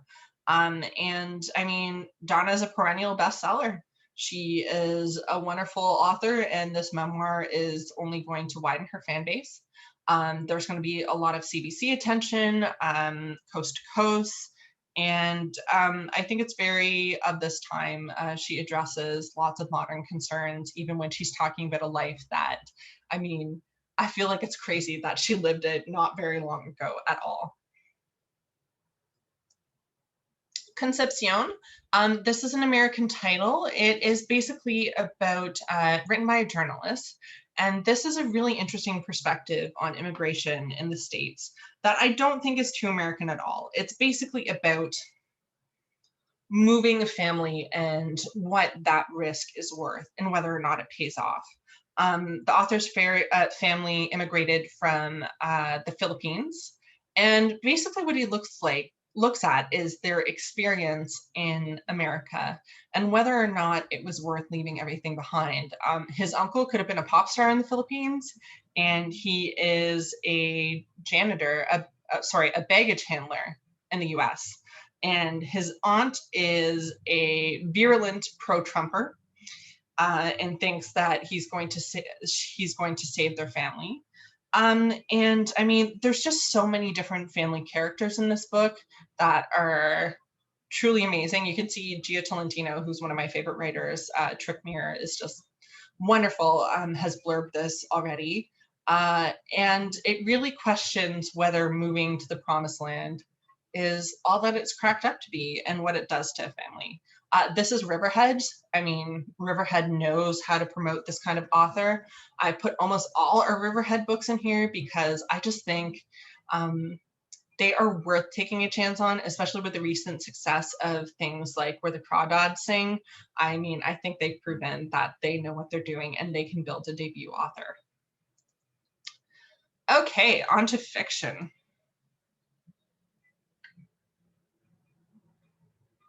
I'm sorry if you can hear some sounds of life. There's like some work happening outside, but it's also quite warm, so I have my window open.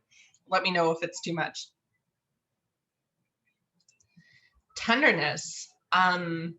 This is a multi-generational novel that gives you insight into the minds of D.H. Lawrence and Jackie Kennedy, which I don't know you can say about many books.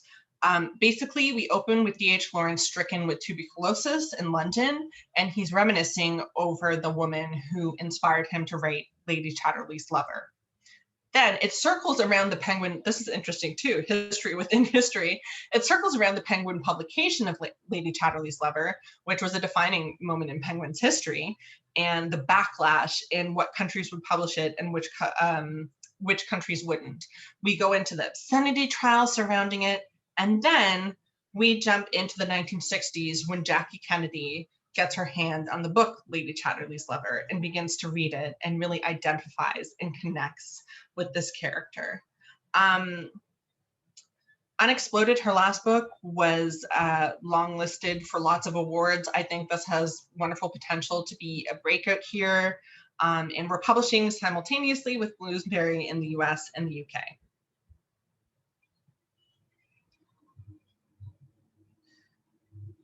Yeah, okay. Oh, sorry. Unexploded was longlisted for the Booker Prize, and her collection in 2017 was shortlisted for the Governor General. So, I mean, she's a critical darling. She should be an indie darling too. Book of Form and Emptiness, Ruth Ozeki. I'm so excited for this. Her last novel was in 2013, and it was Tale for the Time Being, which was all about the tsunami in Japan and kind of related to the coast, the islands in BC. So Ruth is Canadian. She lives in, I do believe she was in Victoria, or she's kind of on an isolated island off the coast of BC. And she splits her time between there and the US. She's currently in Canada. This book is so beautiful. It's basically about a young boy who loses his father. And after his father's death, the boy begins to hear voices, the voices of everyday objects that start to communicate with him. And he begins spending a lot of his time in the library. A lot of this book it's very difficult to summarize a Ruth Ozeki book because she does a ton with voices, perspectives, time, etc. A lot of this book is actually illustrated by a book itself who comes into the boy's possession. And she reminds me very much of David Mitchell and Murakami in that way. And yeah, I mean, it's wonderful. It stars a neuroatypical character. And Ozeki's profile has just gone up since her last book, which was shortlisted for the Booker Prize and was a New York Times and Globe and Mail bestseller. I can't say enough wonderful things about her. I just love her writing. I think you'll love it. Okay, this is another one that we've been waiting for a long time. Katharina Vermette. This is the follow-up to the mega bestseller and amazing read, The Break. So we now have a multi-generational story that is set in Winnipeg's North End following 4 generations of Métis women. It does just what she did in The Break. We have 4 main characters. It opens with just a gut punch that lets you know what you're in for. I don't want to spoil too much because I know you all want to read this. And it really focuses on women in one family struggling to be reunited after they're forced apart, and you're following these people who have been knocked down again and again, trying to get up and stay back up. I think this is one of the biggest novels of the fall for sure, not just for Penguin, but all across the board. Not only for readers of The Break, but Do Not Say We Have Nothing and They're There by Tommy Orange. And The Break won the Amazon First Novel Award. It was a finalist for the GG, Rogers Writer Trust Award, basically anything it could be nominated for, it was. And actually, television and movie rights have been brought up for The Break as well. Not only that, but I think I need to say The Strangers has pretty urgent and timely content for us as well, dealing with Métis women struggling with intergenerational trauma out west. Totally different vibe. Original trade paperback. We have a Christmas rom-com. If you have customers who shame watch those Netflix movies or Hallmark movies, actually no shame. We all needed to do that this Christmas, I feel like. They will love this. It's a Christmas rom-com where we have twin sisters who switch places over the holiday. There's a bakery involved. There are handsome men involved. You know exactly what you're getting. I would say it's great for fans of Josie Silver, One Day in December. And it's just a super fun, cheerful, original trade paperback. Time Outside This Time. So Amitabh Kumar. You know him from Immigrant Montana, and this is the same kind of funny, wry voice that also includes great sadness. Basically, it's about a couple in New York, and one is a writer who begins to notice how much fake news has affected his relationship and affects those around him. He's an academic who's writing a novel about fake news, and he notices patterns when he looks at the real world and his own life. I mean, it's full of mischief, it's full of fun. Barack Obama said Immigrant Montana was one of his favorite books, and he knows what's up. This is going to get reviewed and it's going to get attention in Canada, even though it might ostensibly, like on the surface, have kind of a US focused issue. Vinyl Cafe celebrates. I'm always happy when there's a new Vinyl Cafe coming out. I think just it means so much to Canadians, especially around the holidays. This is a collection of, I mean, Stuart McLean is much missed. This is a bind up of never before read and favorite stories. I do believe it's 10 never before read and 10 favorite stories. It's not focused on the holidays, but you need to put it out for the holidays. This is a perfect holiday gift book, and it has this wonderful hardcover gifty package.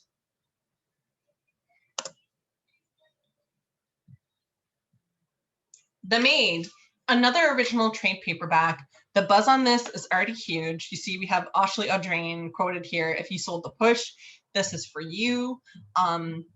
It's also a very charming kind of locked room mystery. It starts with, we have a maid who I would say she's neuroatypical. Her mother has always been around to kind of organize her life for her and help her through everyday situations, but she's passed away. But you know what? Molly is a great maid. She actually loves returning rooms to pristine condition. She's kind of found her place there. Until one morning, she opens the door to her room and discovers that a huge media tycoon is in bed and is dead. He's not Conrad Black, but he might as well be Conrad Black. And basically, the inspectors come in. Molly's responses seem so off that they immediately suspect her. And she basically has to prove her own innocence. It's kind of a locked room mystery that I love. It reminded me a bit of Knives Out with a quirky narrator. I would say it's a bit funnier than The Push, but you still have those wonderful thrilling elements, and it feels super fresh. John le Carré, again, that's another great author that we lost in the past year. He finished this book before his passing. I mean, you got to put this on your shelves and it will sell, especially around the holidays. Basically, and a final gift to us all, this story focuses around a bookseller. We have a bookseller who is accidentally and very much against his will dragged into the world of spycraft. Just wonderful. Then we have The Man Who Died Twice. I think the Thursday Murder Club was kind of a surprise hit for everyone. It is delightful. For those of you who are not familiar or who haven't read it, basically it takes place in this very luxurious retirement home where honestly I would live now, where you have 4 older people who they all had professions, like one of them is a judge, one of them is a retired detective, etc. They accidentally dig up a bone and decide that they have to solve this mystery together. I was talking with one of my Penguin colleagues and they were saying they read this and it delivers even more than the Thursday Murder Club did. This is book number 2. I think it's going to keep going, and it's just fabulous and fun and the perfect kind of cozy fall read. That isn't too cozy. There's a lot of literary merit there as well. Oh my goodness, when I said it was an embarrassment of riches, I was not kidding, because we have a new Immortals. Oh, it's getting to the end of the day. I'm pronouncing things less well. You'll have to forgive me. I mean, every store needs a copy of A Gentleman in Moscow in it at all times, because it's just like one of the best-selling books, especially in indies backlist that we have. They just sell and sell and sell and sell. His previous trade paperbacks, they're not going to have a new ISBN, but they are going to have a burst promoting this book. So when you're bringing in your next copy of A Gentleman in Moscow, you'll probably notice this. This is, I would not be shy on my orders for this one. I feel like I don't need to say that. You know Immortals and how well he sells. But this is all about basically a kid who's getting driven home from reform school, and he manages to escape from reform school by hiding in the trunk of another car. It's kind of a road trip novel through the 1950s, it is still historical, but there's a little more of an individual focus in this one. The read is very literary, but totally accessible. It's character and plot driven. He does what he does so well. Then we have a new Ken Follett.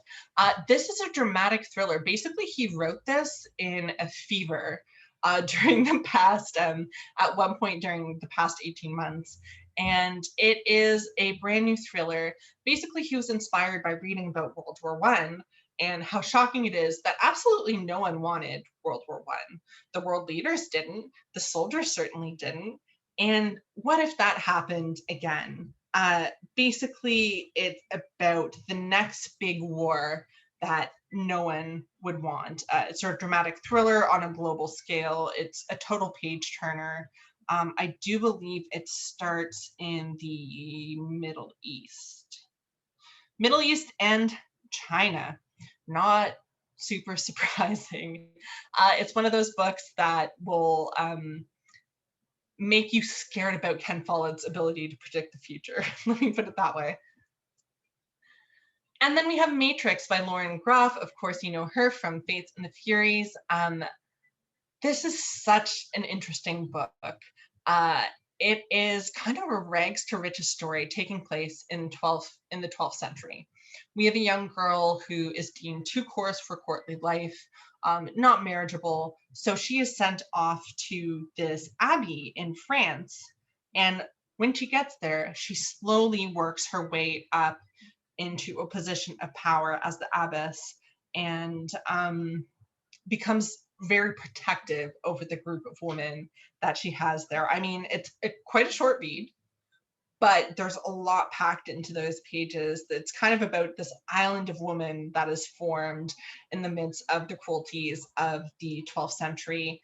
There's romance, there's powers, and lots of big ideas there. And Lauren did a lot of research on this. She actually spent quite a bit of time at a convent while writing this to make sure she got the feeling right. I Love You, But I've Chosen Darkness. This title might be my favorite title of the fall.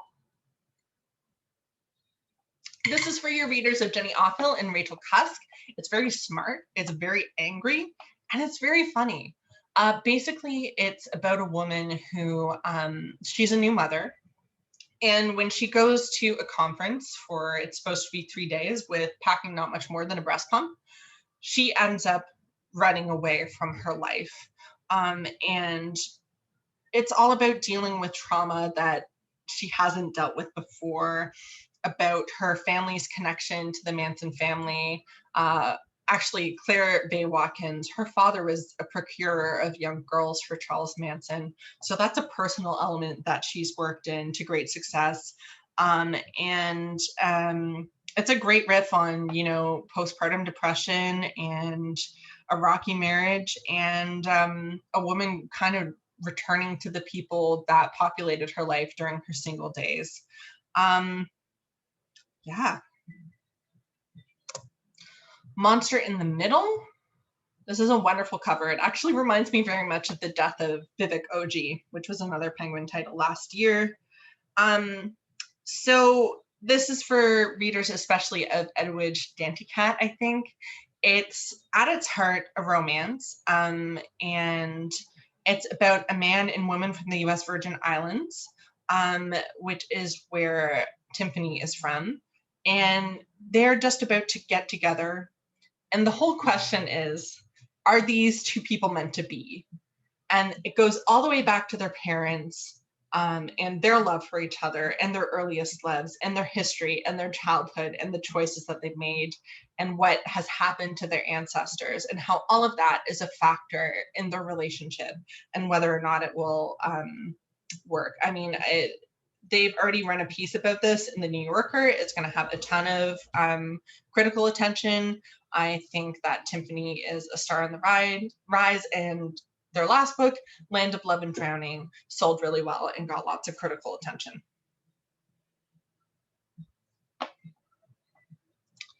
White on White by Asigil Savos. This is a short kind of hypnotic novel. You can see Lauren Groff has blurred it underneath. I would say this is for, especially for fans of Sheila Heti. It is all about a student who moves to a new city, rents a room from an artist, and while the artist's marriage begins to unravel, she kind of gets pulled into their lives of this artist and their husband. This is, again, Riverhead, who, like I said earlier, I just put all of Riverhead on here because God, do they know what they're doing. The track record shows it. They can break out new authors like no other imprint. Totally different. Christmas by the book. I mean, we need some original trade paperback Christmas books, and this takes place with two booksellers who are facing tough times and decide to spread Christmas cheer together. The Manning Tree Witches. This is from Catapult, who are kind of new to us. And I forget sometimes that they're not a Penguin imprint because they are so literary. This is a really exhaustively researched work of historical fiction, all about a real witch hunt that occurred hundreds of years ago. I like this comparison. Wolf Hall meets The Favorite. Sounds pretty irresistible to me. It's about a small English town in the grip of a witch hunt and a young woman who has always kind of been an outsider, but becomes the person who's going to save them from themselves. It's super immersive, but also feels very contemporary. And I have a note here that Hilary Mantel is going to blurb, so that is great. How by Ye Chun. This is a collection of short stories. She's won the Pushcart Prize 3 times, reminded me very much of Home Remedies, and is dealing with the issue of anti-Chinese sentiment specifically. Sankofa, this sounds amazing. So the comparison that I got was Yagasi, which is a great comparison. Basically, it's a story of a young woman who, her mother dies, and she decides that after her husband leaves her, she decides that the next thing to do for her life is to go hunt for her father, who has never been a part of her life. And after looking through her what her mother has left behind, she discovers pieces about her father being a protester, an anti-war protester in the 1970s, a leader in humanitarian movements. And then she finds out that her father is the controversial leader / maybe a dictator of a small nation in Africa. And he's very much alive, which surprises her. So is he a freedom fighter or is he a dictator? She decides to go find out. I mean, this is serious, but there's also some humor in there.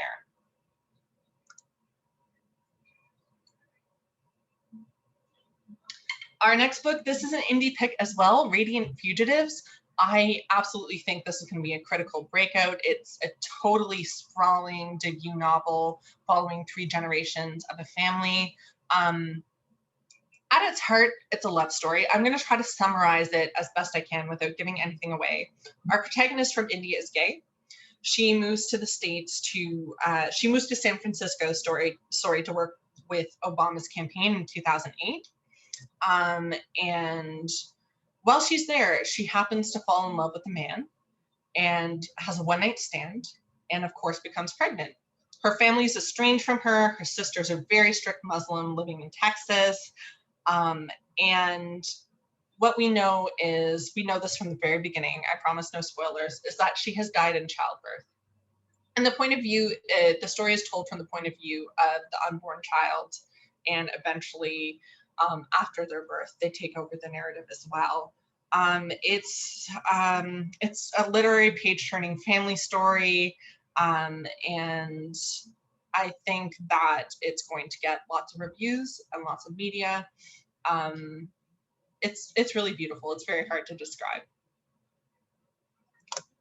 Okay, so we needed this. This is just fun. It's original trade paperback. It's a rom-com that absolutely is looking at Meghan and Harry living in BC, but never actually mentions that that's who they are. The romance that takes place is between a woman who's living on the island and falls in love with one of Meghan and Harry, but not Meghan and Harry's bodyguards. There is actually a really cute romance in here. There's positive depictions of therapy. There's a character who's bipolar. There's a lot of baking content, which is great. We've been having a lot of success with more diverse romances, and this certainly fits the bill. Also, it's set in BC. Canadian. Fiona and Jane. This is a linked story collection that really reads like a novel. It's centering on two Taiwanese American friends who have moved to America together as very young, and it takes us through their childhood, through their adult years. I think this is going to be another huge critical success. We also have a debut novel coming from her right after this collection. Then we have Elizabeth George, Something to Hide. This is a Linley novel. It's back to her characters. It's set in London, crime story that involves corruption. I mean, this is just what her fans want. If you sold her before, you can sell her again. And she hits the New York Times bestsellers list every time. This is part of the Detective Barbara series. Jacket Weather. This is original trade paperback. It's really unique on this list. It's kind of gritty but cozy, and it's all about finding love in your 50s, which there are not a ton of stories about. So it's all set in 1980s New York City. Sorry, we have some life happening outside. It's all set in 1980s New York City, really focused on the music scene there. And then we jump to the present day where we have our protagonists meeting again and falling in love as adults. I mean, this has been compared, I like this write-up. It says Nick Hornby meets Patti Smith. It's poetic, it's beautiful, it's gritty, it's edgy. It's also been compared to Visit from the Goon Squad. God of Mercy. This is, I think that they compare it to Black Leopard, Red Wolf by Marlon James. I think that's a great comparison. Okezi is a Nigerian author, and this is very much a dystopian book set in Nigeria where we have folklore versus culture and religion battling it out. Last Chance Library. Who doesn't love a library book? This is a sweet book with teeth. It is in paperback. It's all about, our main character's name is June. She has always lived a very quiet life and manages her anxiety by really sticking to her routine. She works in the same small town library and she's very good at it. She loves all the regular patrons, excuse me. And her very existence is threatened when she gets the news that they're going to shut down this small town library and they want to transfer her to a much bigger library in a different town. And that simply cannot happen. So she and the patrons band together to try to save this small town library. Then we have The Night. So this is a new voice in Latin American fiction, and basically it's told from the perspective of a writer who is attempting to solve a series of murders that occurred in Caracas during a blackout. So it's very literary, but it also is pretty intense and has thriller elements. And it was originally published in Spanish, and when it was in 2019, it won the Vargas Llosa Prize. It's gritty, but there's also a humorous edge. Then we have Still Life. What a pleasure. Sarah Winman, author of Tin Man and When God Was a Rabbit. Tin Man was just such a huge indie favorite and success. This novel is kind of a World War II novel, but absolutely not your typical World War II novel. It goes between then and the 1980s. We have all sorts of different characters and perspectives in this one. It's original trade paperback. It's set where a British soldier meets a British art historian during World War II and works with him in order to save artworks. And that meeting echoes for decades across both their lives. Yeah, this is like Tin Man in the writing and the quality of the writing and the feeling, but in many ways it's very different. It has a larger cast of characters. We go to an Italian villa. It's very, very rich settings. Lean Fall Stand. If you are a fan of Anika, I know, loves Arctic exploration books. She loves rom-coms. She loves Arctic exploration books. And this is a really good one. It's all about an expedition to Antarctica that goes terribly wrong. And not only about the expedition itself, but about those waiting for the people to return. And Paul Hawkins is a big fan of John McGregor's, and we have Hilary Mantel, who's already blurbed. We're looking to get Paula to blurb as well. Midnight Lock. So this is a Ryman Sachs book. Generally, they do better in paperback, but I did want to let you know your libraries will probably want it in hardcover. This is all about the newest criminal is terrorizing New York City by breaking locks and breaking into people's fancy penthouses while they're sleeping, basically rearranging everything and leaving traps for them. And of course, we have our main detectives, Lincoln Rhyme and Amelia Sachs, who are trying to hunt them down. And my last fiction title for you, this is a drop-in. It's trade paperback. Sinead Moriarty, who is a huge name in the UK. I think she's totally going to break out in North America as well. And this is for fans of Marian Keyes. I love Marian Keyes' Grown Ups was the last one that I read, and I get the same feeling from this book as well. About Us basically follows three couples whose lives are intertwined as they all unknowingly attend the same therapists, and we're hearing their confessions. Okay, I'm going to move on to gift. These aren't specifically holiday, but I think they would be right at home on your holiday table. So we have Rebel Homemaker by Drew Barrymore. I mean, we did really well with Drew Barrymore's memoir, Wildflower. This is something totally different. Her talk show has been doing really well and is returning for a second season this fall, around when this book will be coming out. Has a segment of the same name, Rebel Homemaker, where she talks about healthy recipes, photos, home decor. She has some parenting essays in there as well. We can see her intro, I believe in pasta water. And this is an example of one of her recipes. They all look absolutely delicious. And of course, we know that she's going to be promoting this on her show and cooking from the book several times throughout. Subpar Parks. This makes me laugh. I actually had followed this Instagram account before I saw we had this book. But basically what this artist does, Amber Scher, is she looks at one-star reviews of gorgeous national parks and she illustrates them. So just to give you an example, you might be like, why is this funny? So someone goes to Hawaii Volcanoes National Park and their review is 1 star, didn't even get to touch lava. So she talks about the ridiculousness of these reviews, but also the beauty of national parks. I like this. Yellowstone is save yourself some money, boil some water at home.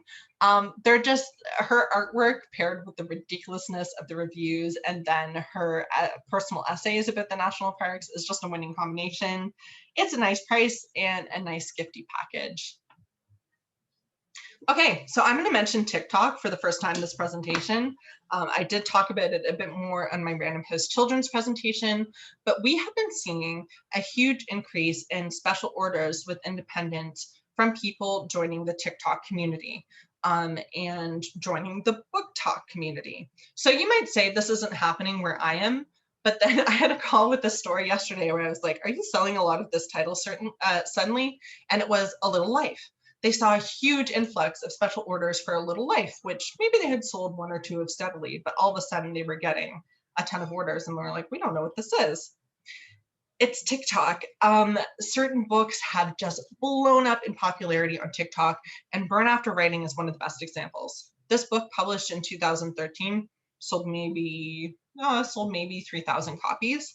And then in 2020, when it blew up on TikTok, it has now sold over 1 million copies. If you don't have this in your store, you should absolutely bring it in. I'm just showing you a couple of different editions. There are tons that are available.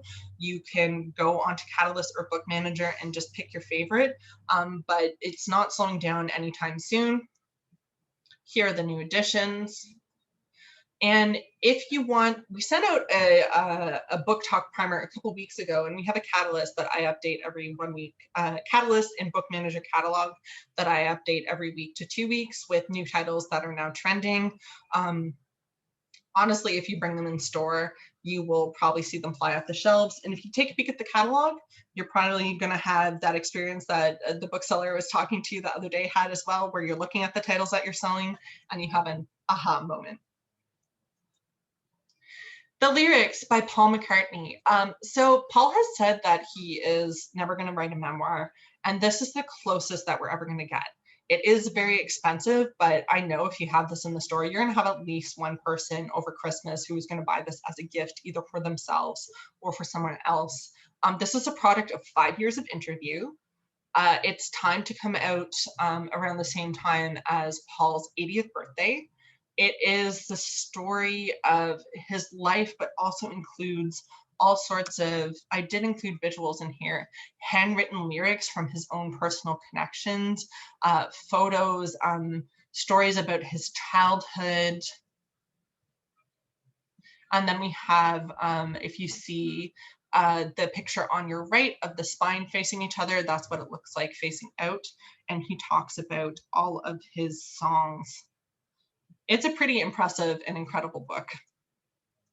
All right, I'm not going to spend too long on these, but I did want to flag some important paperbacks that are coming out. So we have the Thursday Murder Club coming out in paperback. It now has a book club guide in it. We have the newest Nick Hornby, Just Like You, coming out in paperback. Memorial by Brian Washington, which had a huge amount of critical attention, now coming out in paperback. Tana French, The Searcher, another one that was on a lot of best books of 2020 lists. What Are You Going Through? Sigrid Nunez. The Office of Historical Corrections.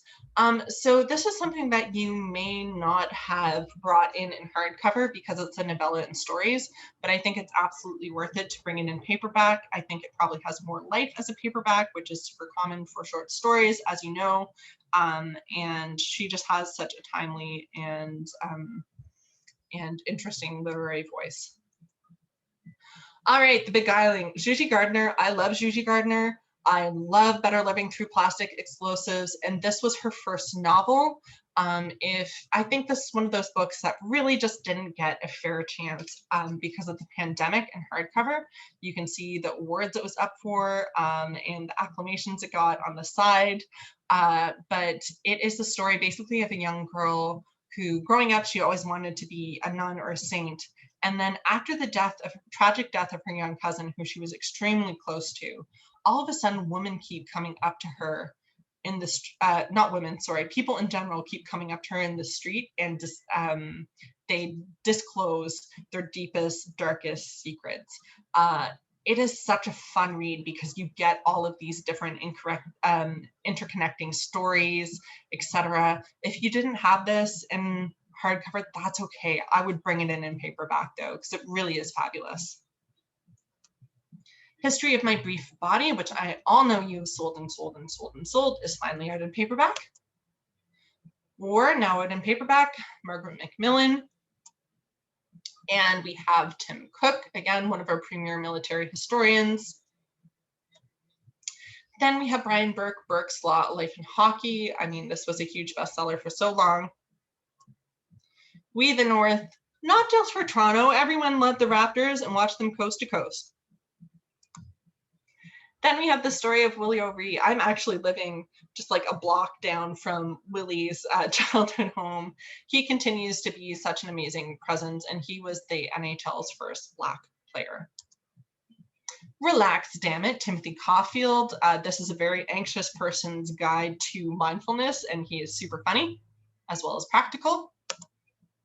Then Overdose, another book that I think just came out at the exact wrong time during the pandemic, but still managed to be a national bestseller. This is a specifically Canadian look at the opioid crisis, of which there are not many. One Life, Megan Rapinoe's biography.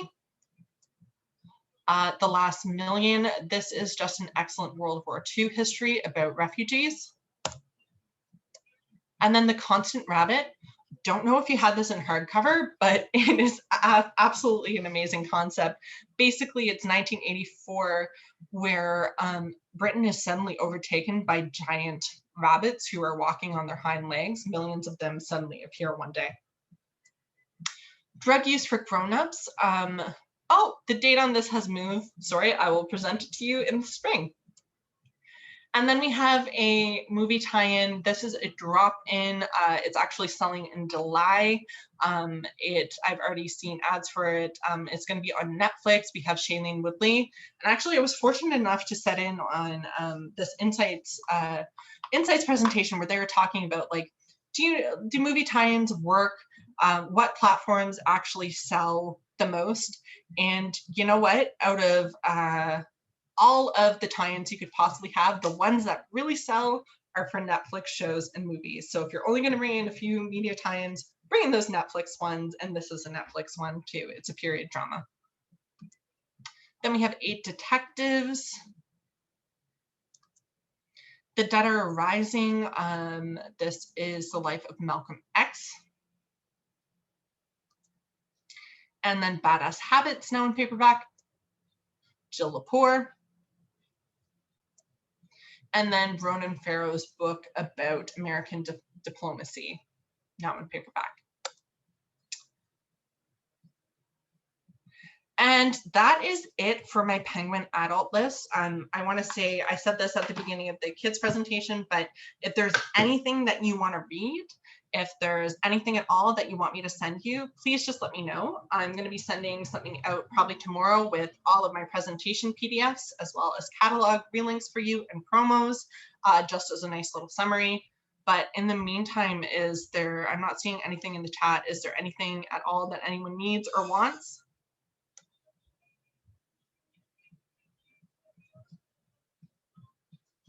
I will take that as a no.